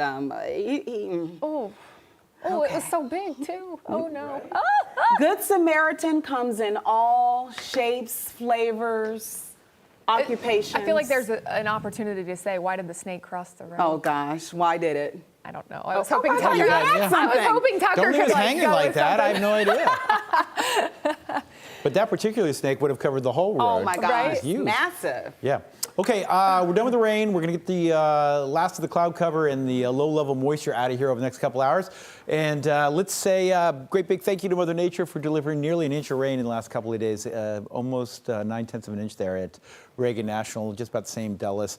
Everybody got at least a half inch of needed rain, especially off to the north and west where we've been running really dry the last 7 weeks or so. So all of that welcome. And the good news is we're going to go from overcast skies and low-level moisture to some afternoon sunshine and a warmer day. Temps will be in the low 80s a little later this afternoon. 67 in Washington, 63 Frederick, 59 in Winchester. I want to mention one more time, fog's been an issue off to the north and west. It should burn off shortly, but in some spots, Martinsburg, Winchester, if you were up early with us, visibilities were less than a quarter of a mile. So we got to burn that off. Okay, I get the sun up and I have just enough light now. I can start to show you just a little bit of the cloud cover, really lingering east of 95. For everybody else, as the drier air can work in, we should see more and more sunshine and just a very pleasant afternoon. Yesterday's daytime highs were in the upper 60s. Today, they should be in the low 80s. And again, we'll start to dry out the atmosphere so it won't feel quite as humid out there. And just a nice late summer, early fall feel around here for the remainder of the day, especially this afternoon as that sun comes out. What's happening? Area low pressure that brought us the rain and the drizzle and the rest of it finally being kicked out, and we're moving in dry air from the Great Lakes. And that will deliver as mentioned, a nice afternoon, a beautiful evening tonight. Tomorrow, fantastic. Could we touch 90 in a spot or two tomorrow? We're going to get awfully close with highs in the upper 80s. We're going to kick off our weekend fantastic. Beautiful Saturday, upper 70s. I think clouds will be on the increase Sunday, and there could be 1 or 2 showers. Right now, it doesn't look like enough to worry about things if you're going to the Commanders game. At kickoff, maybe some clouds and temps in the low to mid 70s, but we'll watch the Sunday forecast carefully. Fall, by the way, arriving Monday. Taylor. Thanks, Tucker. Let's head to the roads right now. We do have a new crash coming in along the inner loop through Bethesda. That crash is right before Maryland 355. The right lane and shoulder are blocked, causing some issues currently with delays from the I-270 spur to go around 3 miles. That's going to take you around 20 minutes for now, but those delays are building. Let's check in with I-270 southbound between I-70 and the Beltway. That's going to take you over an hour because of some typical slow ups and kind of that backing up from the Beltway as well. Also, here's a look at your outer loop between US 1 Baltimore Avenue and Georgia Avenue. That should take you around 35 minutes. And then heads up, BW Parkway southbound. This crash that we have been talking about through Riverdale, that has since cleared at Maryland 202. So again, some residual delays continue with this from Maryland 198. That's going to take you around 35 to 40 minutes. Jacqueline? Taylor, thank you. Well, the Commanders just 3 days away from their next matchup, hosting the Raiders Sunday at Northwest Stadium. The team returning to practice yesterday, but without a notable player. Quarterback Jaden Daniels. Daniels, of course, injured his knee last Thursday in the loss to the Green Bay Packers. He is currently day-to-day, according to head coach Dan Quinn. If Daniels is not cleared to play on Sunday, Marcus Mariota will be ready. Called upon, we would certainly expect Marcus to deliver in the fashion that he does. He has been like a real standard as a Commander. What's been nice is we've been able to kind of keep things very similar, regardless of who's playing at the position, even during preseason. And if it comes down to it, Cliff will ask me what things I like, what I don't like, and then we'll just roll. Daniels was one of several Commanders to miss practice yesterday. Wide receiver Noah Brown and tight end John Bates were also out. Marissa? Well, ahead of Sunday's game, the Commanders added to their roster. They signed veteran defensive end Preston Smith. The 32-year-old started his NFL career with Washington as a second-round pick in 2015. Smith replaces Dietrich Wise, who's out for the season with an injury. And just a reminder to pass along, you can watch Sunday's game right here on Fox 5. Our coverage kicks off with the Game Time live show at 10:30 a.m. on Fox 5. Then streaming at noon on Fox Local. It's a tailgate party with Chad Ricardo as they count down to the showdown. Then the big game kicks off at 1 p.m. on Fox 5, Fox 5 DC, and Fox Local, the only places to be for the best Commanders coverage. Well, starting this January, ticket sales will kick off for the LA Summer Olympic Games in 2028. Early access will go to people that are living close to Olympic venues, and that includes Los Angeles, Orange, and San Diego counties, along with Oklahoma City. People in OKC will get a chance to see softball along with a canoe sport there. Prices start at $28. It is 8:20. One local school district announcing major new security measures in an effort to keep kids and staff safe. We'll break those down for you next. Plus, vape detectors seemed like a great idea at Montgomery County Public Schools, but a new report finds they could actually be causing more problems. We're looking at that story just ahead. And as we go to break, if you see news happening or have a news tip for us, send it our way. You can email us at fox5dc@fox.com or give our news desk a call. That number 202-895-3000. We'll be right back.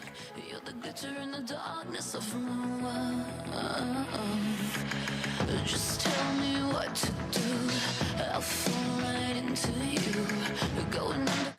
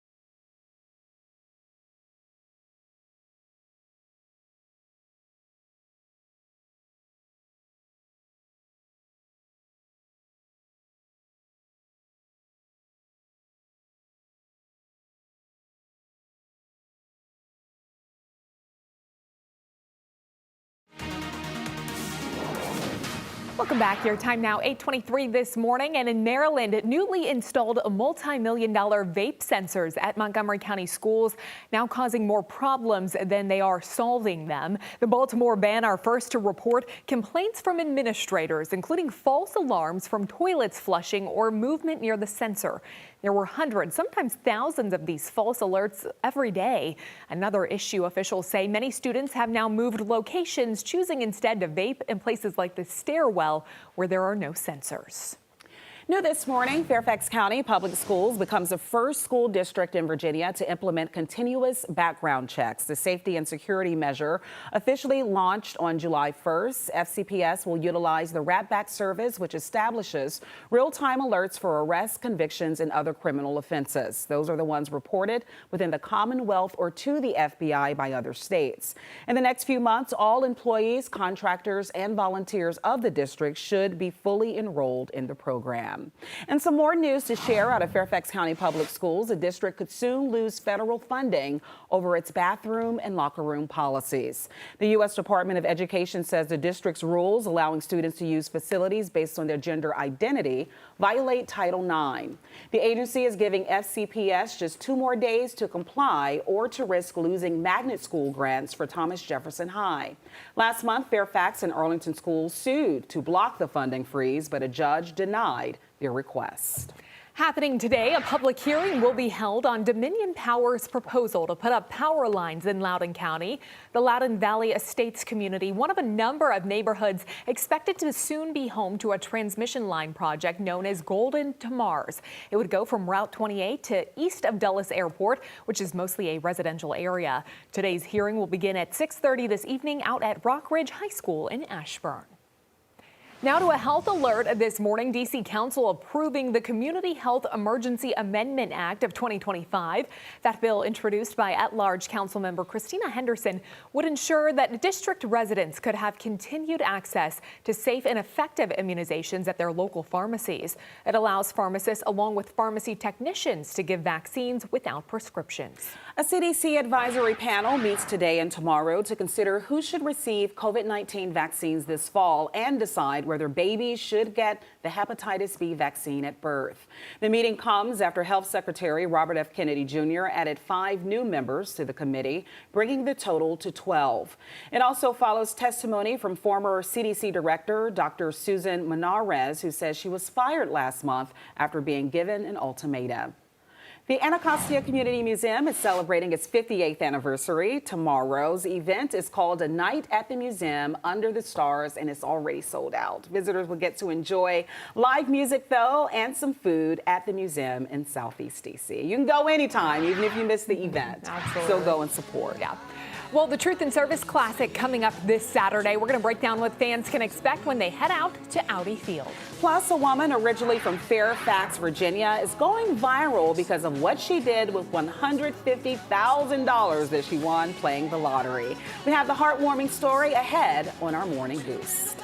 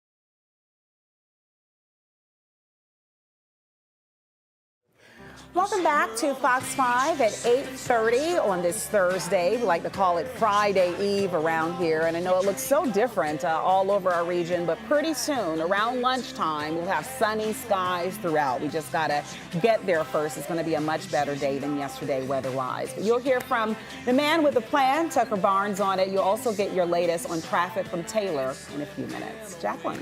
All right, Marissa, let's get you caught up on the headlines this morning with a check of our top stories. An Army veteran who set fire to an American flag near the White House in protest of President Donald Trump's recent executive order on flag burning pleaded not guilty to federal criminal charges. Jan Carey was arraigned on charges for setting a fire in an unsecured place and for damaging park property. A judge told Carey's lawyers that they have a month to file a motion to dismiss the case on constitutional grounds. Carey due back in court December 1st. BWI airport employees have filed a complaint against their employer, Alliance Ground International. The complaints include severe heat stress, inadequate protective gear, and malfunctioning equipment. It also details a reported incident when a worker covered in urine and feces had to continue handling baggage for 7 hours. The action, the latest in a series of complaints against AGI in recent months from airport workers across the country.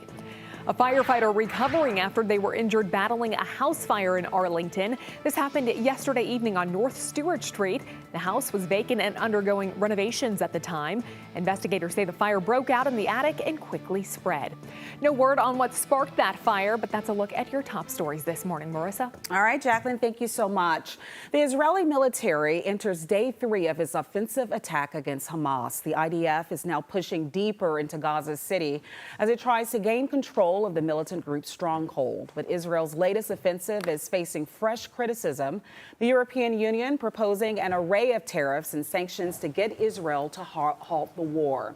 It also comes as the Palestinian Health Authority claims the death toll has now topped 65,000 people.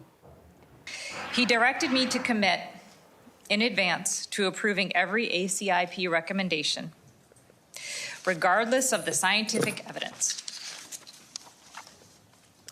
He also directed me to dismiss career officials responsible for vaccine policy without cause. He said if I was unwilling to do both, I should resign. On Capitol Hill, revealing testimony from the former CDC director, Dr. Susan Menares, yesterday, who describes an alleged ultimatum that was given to her by Health and Human Services Secretary Robert F. Kennedy Jr. After her testimony, an HHS spokesperson released a statement saying, in part, quote, Menares acted maliciously to undermine the president's agenda and was fired. Meantime, Democrats and Republicans disagreeing on the latest government funding proposal on Capitol Hill. Both sides have to find common ground by September 30th. That is when the federal government faces the possibility of yet another government shutdown. Republicans offering what they call a clean continuing resolution that would keep funding at current levels. The main sticking point right now over health care subsidies to fund the Affordable Care Act. Democrats want them increased, but Republicans say that should be instead part of a long-term funding deal. It's a status quo bill. Americans don't want the status quo. I think we should sit down with the Democrats and talk about the ACA tax credits. They shouldn't get 100%, but I think there's an area to negotiate.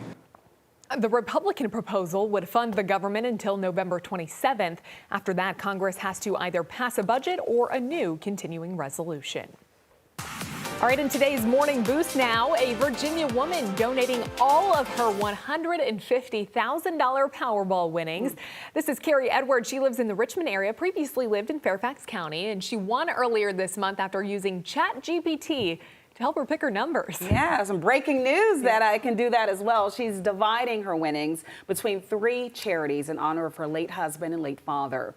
Her husband passed away last New Year's Eve from dementia, so she's donating to the Association for Frontotemporal Degeneration. The second charity is for Shalom Farms, a nonprofit focused on affordable produce because Carrie and her husband, they used to enjoy gardening vegetables together. The third donation is in honor of her late father, who graduated from the Naval Academy.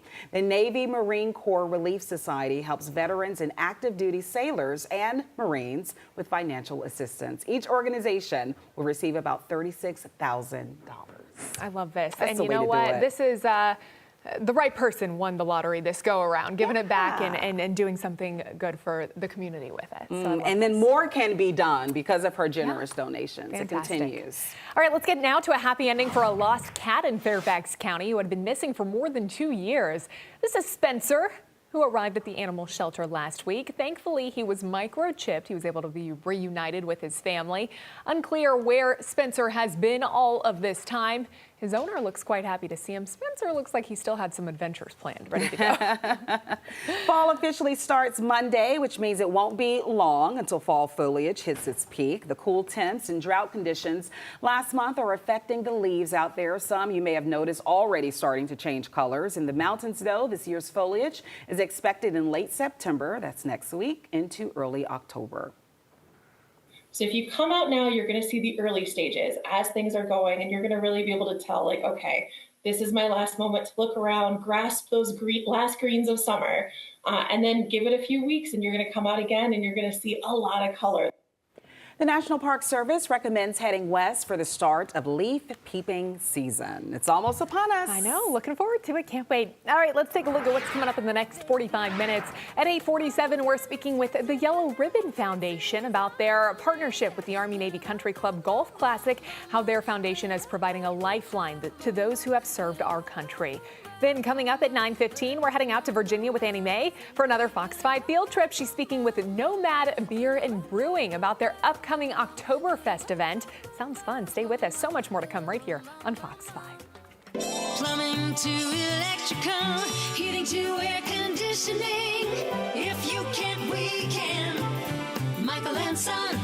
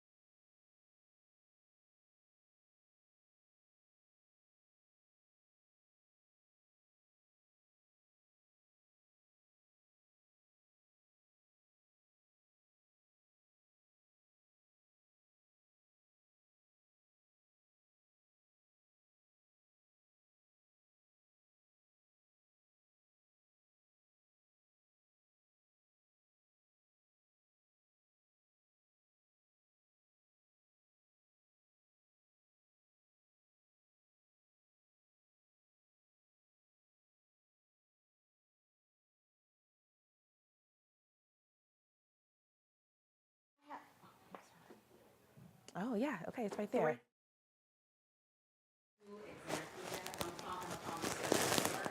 so I'll ask you questions that will get.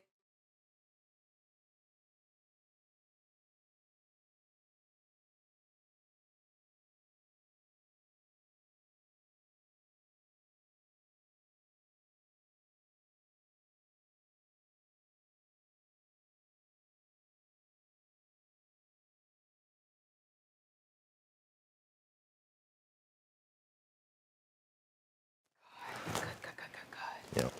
I love a good turkey leg. We were just Yeah.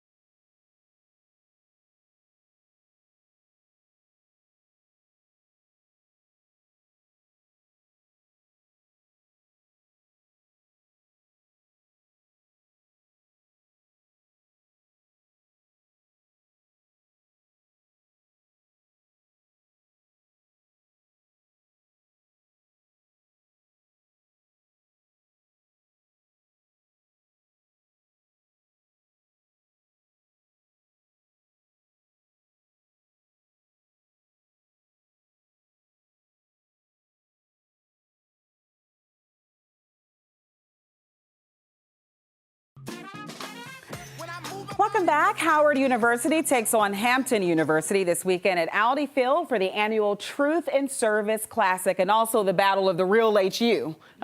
So we know how that goes. We're here for a preview of what fans can expect as they go. So we want to welcome Courtney Harris. Thank you for joining us here in our kitchen, and Haret Babalola as well to talk about the event. I love what I see already, but we got to get to it.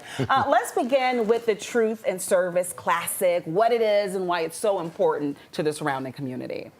Honestly, it's about DC United supporting the community, making community, inviting fans out, and really celebrating the culture of the DMV. Yes, and food is a huge part of the culture. Absolutely. So tell me about some of the items that people can expect there and those that you brought here in our kitchen. Yeah, absolutely. So we did a little bit more of a cultural thing. So we went with the sweet potato beignets, a mumbo turkey leg, and teriyaki wings with the nut crunch on there, cilantro nut crunch. Oh my, you just said it like it's just nothing, like it's a peanut butter and jelly sandwich. I mean, you really put your foot in these dishes. Absolutely. You I think that's what did. we aim to do, absolutely. We want to make people happy, you know? Absolutely. And so talk about why you chose, I know some of it's, DC specific, but why you chose this menu in particular. I think mumbo sauce speaks to the DMV and the DC area. So I wanted to be cultural and more relatable in that way.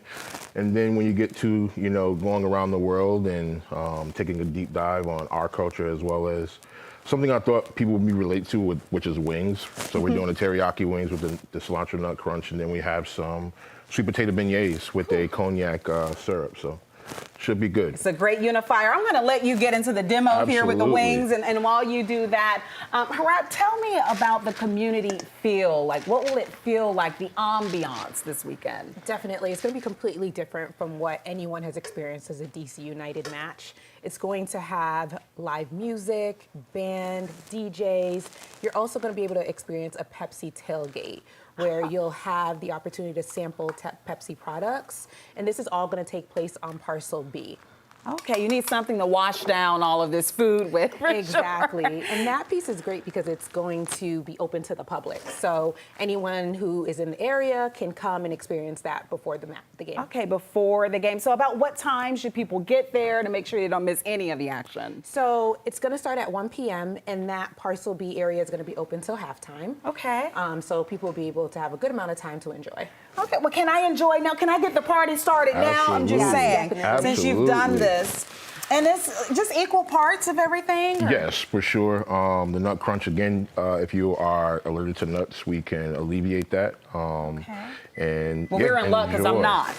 Good, absolutely. It's better, I'm just going to try one right now. Absolutely, go for it. Oh, and it's warm. Amazing. Like amazing. That. Thank you so much. Seasoned to perfection. So you're going to have this and more. This is just a sample. All right. Well, Courtney, thank you so much. Thank you. I think it's going to be an amazing event. And hopefully people can still purchase tickets. Yes, you can definitely still purchase tickets. All right. We'll be right back with more Fox 5 Morning on the other side of the break. Killer.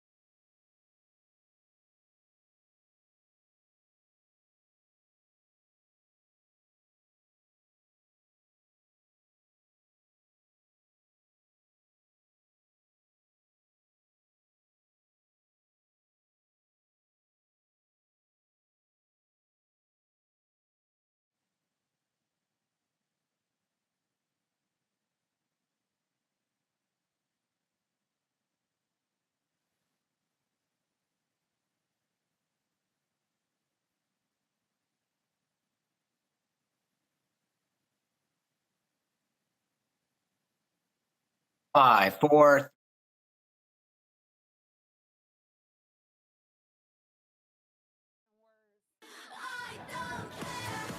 Welcome back. Time now to take a look at today's guest list for Good Day DC. Fall officially 4 days away. Can you believe it? For many of us, the upcoming season, the perfect time to get cozy with a good book. We're going to have Amazon book editor Lindsay Powers here to break down her top fall reads. And speaking of the different seasons, we've got some of the cast of TLC's hit series Seeking Sister Wife to preview their brand new season. Then on Lion Lunch Hour, we've got the chef of Paisano's Pizza to help us celebrate the return of football with some game day goodies. So we're going to be eating well in the Good Day Cafe. In the meantime, let's check in with Tucker. I know it is kind of crummy out there across parts of the area. Looks like there's a little bit of a peak of sunshine coming out there in Frederick, Maryland this morning. Jacqueline, we are improving as we speak, and that's kind of a beautiful shot. We got, sorry, I'm like staring at it like that. We got some clouds that are lingering on the mountains there, and it looked absolutely beautiful as we're getting our day going. But yes, more and more sunshine, and we're going to go from, what was your word? Cruddy? I can't remember. Crappy? I can't remember what it was. Anyway, skies are going to clear, and we're going to be talking low 80s by late afternoon, so it will get better and better from here. Hey, you want a warm day? You got it tomorrow. Upper 80s. Upper 80s. Could we possibly touch 90 for the last time this season in a spot or two tomorrow? Maybe so. And then a little cooler for the weekend, especially Saturday in the 70s with a chance for a little bit of cloud cover to return for the end of the weekend. I'll show you the 7-day in just a minute. All right, there are spots, especially in the mountains, where the visibilities remain on the low side. That is a beautiful shot out there at Bluemont, and you can see the overcast and honestly the Bluemont there up in the clouds. With conditions expected to improve around here pretty quick. 67 in Washington, 65, already some sunshine being reported out at Dulles. The trend will be more and more of that as we get into the afternoon hours. So we'll burn the fog off in the mountains and the low clouds. We also have some leftover moisture really hanging along the bay. That will burn out as well. And dry air that's off to the north and west will start to move in. And that is going to give us a very pleasant afternoon. And again, low 80s is going to feel great, lower humidity, and just really nice conditions around here for the remainder of our Thursday. Tonight, tomorrow look great. Friday's going to be, I'll say it, maybe hot. Temperatures well above average with upper 80s, and then we'll look at the weekend forecast. Quickly, that's Gabrielle. Tropical storm, not expected to impact any land areas. We'll stay east of Bermuda, which is a good thing too. May become a Category 1 hurricane over the next couple days. What's interesting about Gabrielle, we've been very, very quiet. Peak of hurricane season the last couple weeks, and there's just been nothing going. Not that that's a bad thing. But Gabrielle, our latest storm, and again, we'll stay out to sea, which is really good news. 88 tomorrow, sunny and warm. Saturday, fantastic, upper 70s. By Sunday, we have a cloud cover increase with a couple showers around and temperatures in the 70s. Hey, don't forget about the Fox Local app. It's weather on the go. It's all things on the go. You can watch our shows anywhere, anytime. I've been saying to Taylor and everybody else, we want to hear from you. Let us know where you are watching us on the Fox Local app. You know, if you're like at a lake in Minnesota and you're just fishing and you're watching us, that would be cool. Let me know. Taylor? Yeah, send Tucker a message on TikTok. Yeah. On TikTok, thank you. TikTok Tuck, come find me. TikTok Tuck. Anyway, let's bring you an update on the outer loop crash after Medical Center Drive. The left lane and shoulder are blocked, so delays from Forestville Road. That's going to take you upwards of 20 minutes. Again, that's in Largo. Inner loop main lanes crash right now. We have ongoing in Bethesda. That crashes right before Maryland 355. Traffic gets by in the right lane only for now. Delays from I-270, the spur right there. That's going to take you around 15 minutes, so slow moving to get around that incident. And also, here's a check on the outer loop between US 1 Baltimore Avenue and Georgia Avenue. You're looking at around a 28-minute commute to go around 6 miles. Back to you. All right, Taylor, thank you. Well, happening next week in our community, the 18th annual Army-Navy Country Club Classic. To talk about the partnership with the Yellow Ribbon Fund for this game, Sean Spicer joining us. Good morning, our friend here on Fox 5. Glad to see you. Good to see you, Jacqueline. So I know I'm not Steve. I know I'm not Tucker. I know you're good friends with them. But you get me today. Loving the golf attire. You've already got it ready to go. So talk to me a little bit about the Yellow Ribbon Fund first for those folks out there who might not know exactly what it is. Yeah, look, the Yellow Ribbon Fund, since the early 2000s, has helped service members and caregivers get the care that they need. So particularly at Walter Reed, Yellow Ribbon Fund is based in Bethesda. We're a local organization, but we serve a national audience. And what that means is when a service member is getting the care that they need and deserve, particularly at Walter Reed, which bears the burden of a lot of this, we step in and make sure that that caregiver, a wife, a husband, a girlfriend, a boyfriend, a partner, can come and be with that service member. So we pay for all the transportation, the cars, the hotels, the flight, anything, the meals, that make sure that all the attention is on the service member while they're getting that. And in many cases, somebody is coming for the 5th, the 20th, the 50th surgery or follow-up appointment. And we don't want that cost to the caregiver to be an impediment to them to be able to be with them while they're going through it, whether it's a day, a week, or in some cases several weeks or a month. So Yellow Ribbon steps in and says to that service member, your caregiver, your family will be taken care of while you're getting service here at Walter Reed or at any other facility around the country. Yeah, remarkable the work that you all are doing. And what many people don't know, Sean, is that the military only provides a limited number of flights in these kinds of cases. So you all to be able to step in and take just one little thing off of, maybe a military family's plate. It is tremendous what you're able to do with that. What do you hear from those recipients, whether it is the service member or their family? Yeah, look, I've been on the board 10 years. I've heard some unbelievably compelling stories where there's somebody, again, they're getting the care, and I could keep emphasizing this word, that they deserve. They've earned it. They've served our country. They've sacrificed for our country. And the last thing that we want is to think that some kind of cost is going to get in the way of a caregiver being with them as they go through the treatment, the follow-up surgery, the appointments that they need. They shouldn't have to worry about costs. The government doesn't pick up the cost for the caregiver, so we do. But we want all the attention to be on the recovery and the needs of the service member so that's never a problem. We walk in, we pick up the tab for every single aspect of that caregiver, and it takes a lot of burden off of that individual to not think that that's going to further drive them into debt or be a reason that they can't make that happen. When you hear the stories of what that's able to do, the degree of resiliency that brings back these families because they were worried about that as an impediment to the care, it's heartbreaking. It makes you cry sometimes, maybe a little bit more than I would care to admit. But look, the tournament that we're having, it's the first day of fall. I really appreciate what Tucker's done for the weather. You saw it just there. It's taken us about a year to repair most of the divots that Steve Chevany put in the course. But Jacqueline, I will tell you, I'm excited because not only is it the first day of fall, but we're rolling. We picked this date because it's Annie Mae's birthday, and we wanted a way to properly celebrate Annie Mae's birthday and the first day of fall. So this 18th annual tournament is getting us close to the $3 million mark raised, and what better way to incorporate Annie Mae into this then we'll have a cake. I'm sure she'll be excited about this. Tucker and Steve are already out getting presents. So if people want to go to Yellow Ribbon Golf, there's some foursomes left. You can come out and join us. It's a fun day. We've got great swag, as you can see.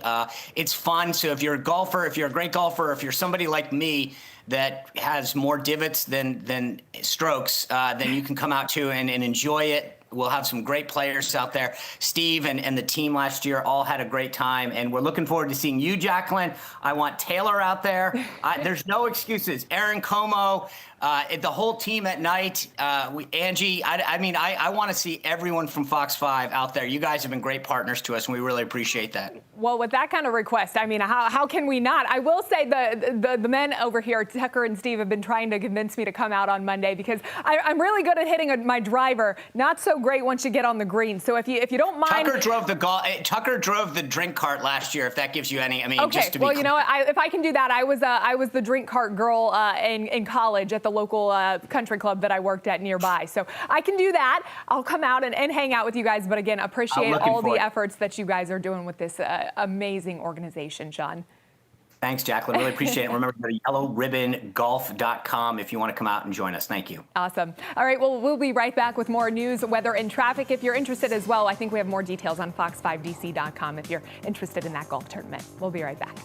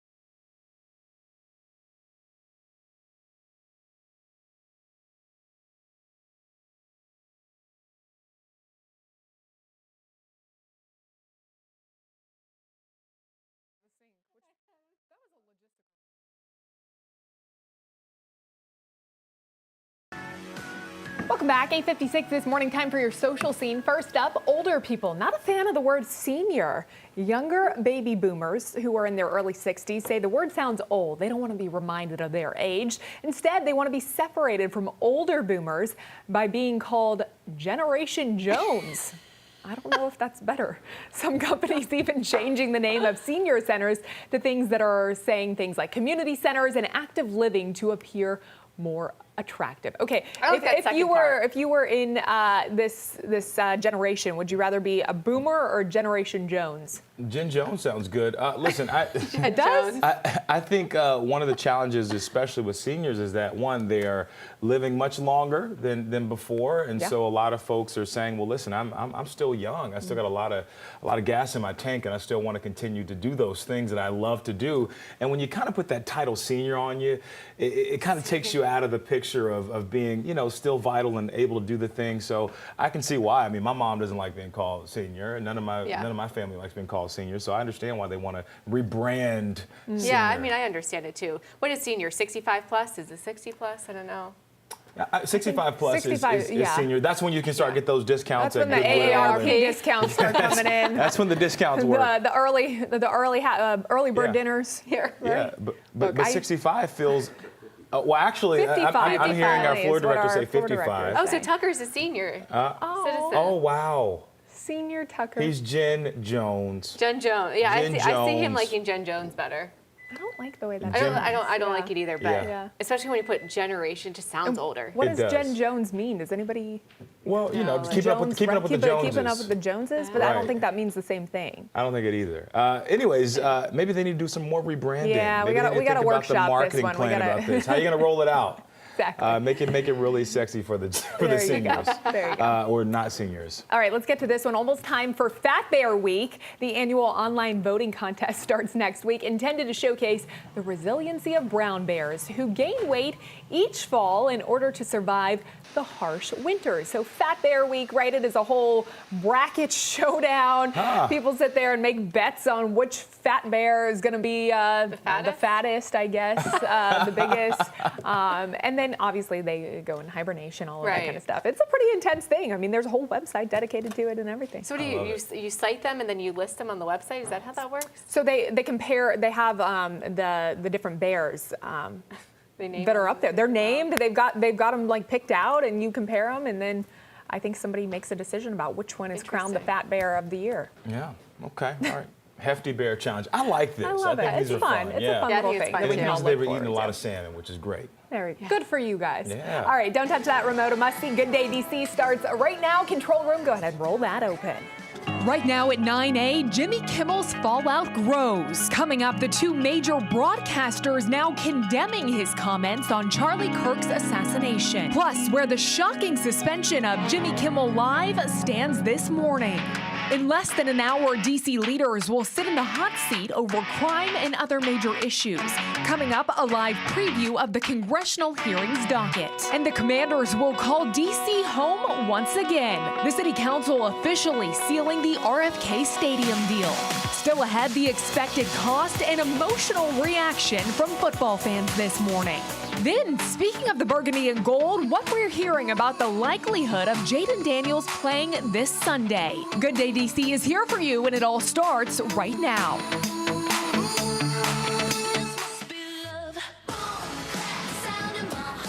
Boom! Fat. That's how you come into a show. Carly's doing her thing. She is.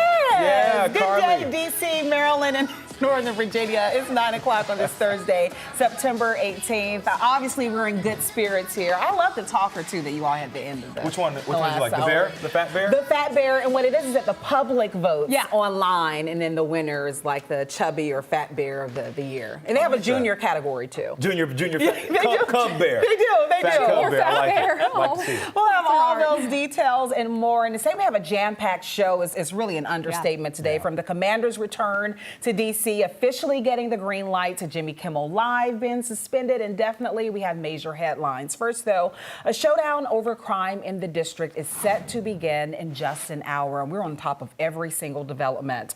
The Oversight Committee calling on top city officials to testify this morning. Mayor Bowser, the council chair, and the attorney general are all expected to speak. And Fox 5's Melanie Alwick, she's live this morning on Capitol Hill with the latest and a preview. Mel, good morning.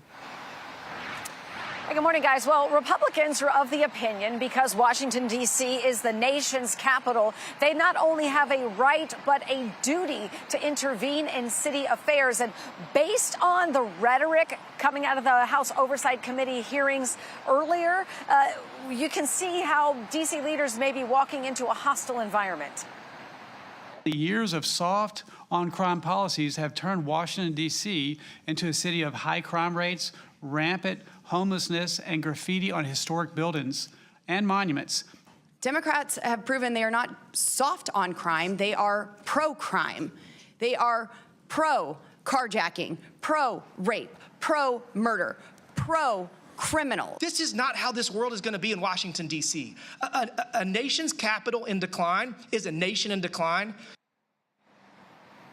Mayor Muriel Bowser, Council Chairman Phil Mendelson, and D.C. Attorney General Brian Schwab plan to defend the city's progress since an admitted crime spike in 2023. That includes passing laws to increase pretrial detention, increasing penalties for assaults on transit, more prosecutions of violent teens, protecting residents from financial crimes, plus initiatives to get more D.C. police on the streets. The mayor's office says overall violent crime is down 53% since 2023. Still this week, the House Oversight Committee passed a swath of bills to change D.C. laws. 4 were quickly passed by the full House of Representatives, including one to allow 14-year-olds to be charged as adults and another to authorize more police vehicular chases. D.C. leaders have called the bills the most aggressive attack on the district's home rule in decades. Now, city leaders will also tell these members of Congress how they can help with more funding for public safety initiatives and beautification efforts in the city. That hearing is scheduled to begin at 10 o'clock this morning, so just 1 hour from now, and we will be streaming all of it on our Fox Local. Mel, we'll be watching, and to this, huge news overnight. We continue to follow the developments of Jimmy Kimmel Live suspension. ABC pulling the show indefinitely after the late-night host. His comments about President Trump's reaction to Charlie Kirk's death. The remarks were made during his monologue on Monday. The move follows Nexstar's decision to pull the show from all of its ABC affiliates. Today, Sinclair Broadcasting Group, which operates 30 ABC affiliates, said that they will air a tribute special for Kirk and Kimmel's time slot tomorrow. Celebrity Family Feud will air on the other affiliates at that same time. Well, classes are back in session at Utah Valley University 1 week after Charlie Kirk's killing. Kirk's public memorial will be Sunday in Arizona. President Trump is set to make remarks. The alleged gunman, Tyler Robinson, is charged with capital murder and could face the death penalty. Mr. Chairman, there are 11 yeses and 2 nos. The bill is approved. Final reading. Well, the largest private investment in the district's history now approved. A multi-billion-dollar deal for the RFK Stadium bill received 11 yes votes, 2 no votes to move forward. This would return the Washington Commanders back home to Northeast D.C. $3.7 billion would go not only toward the new 65,000-seat stadium, but also toward creating an economic boost. It would develop the surrounding area with housing, more retail stores, and a sportsplex. As many of the heritage trees as possible, including all of the trees in the Festival Plaza, which is the land, I call it the median on East Capitol Street in front of the Armory, and commit to planting new trees on this land as part of the significant improvements being made to the site with new housing, retail, and commercial development streets. The Commanders expected to play their first game at the new stadium in 2030. After the vote, the Commanders' managing owner, Josh Harris, releasing a statement saying in part, quote, "Today is a historic day for D.C., the Commanders organization, and our fans. With the council's approval, we can now move forward on the transformative RFK project." Marissa, on top of the Commanders' return to D.C., fans also buzzing about the big game on Sunday. Yes, looking ahead, they will host the Raiders this Sunday. You can watch that game right here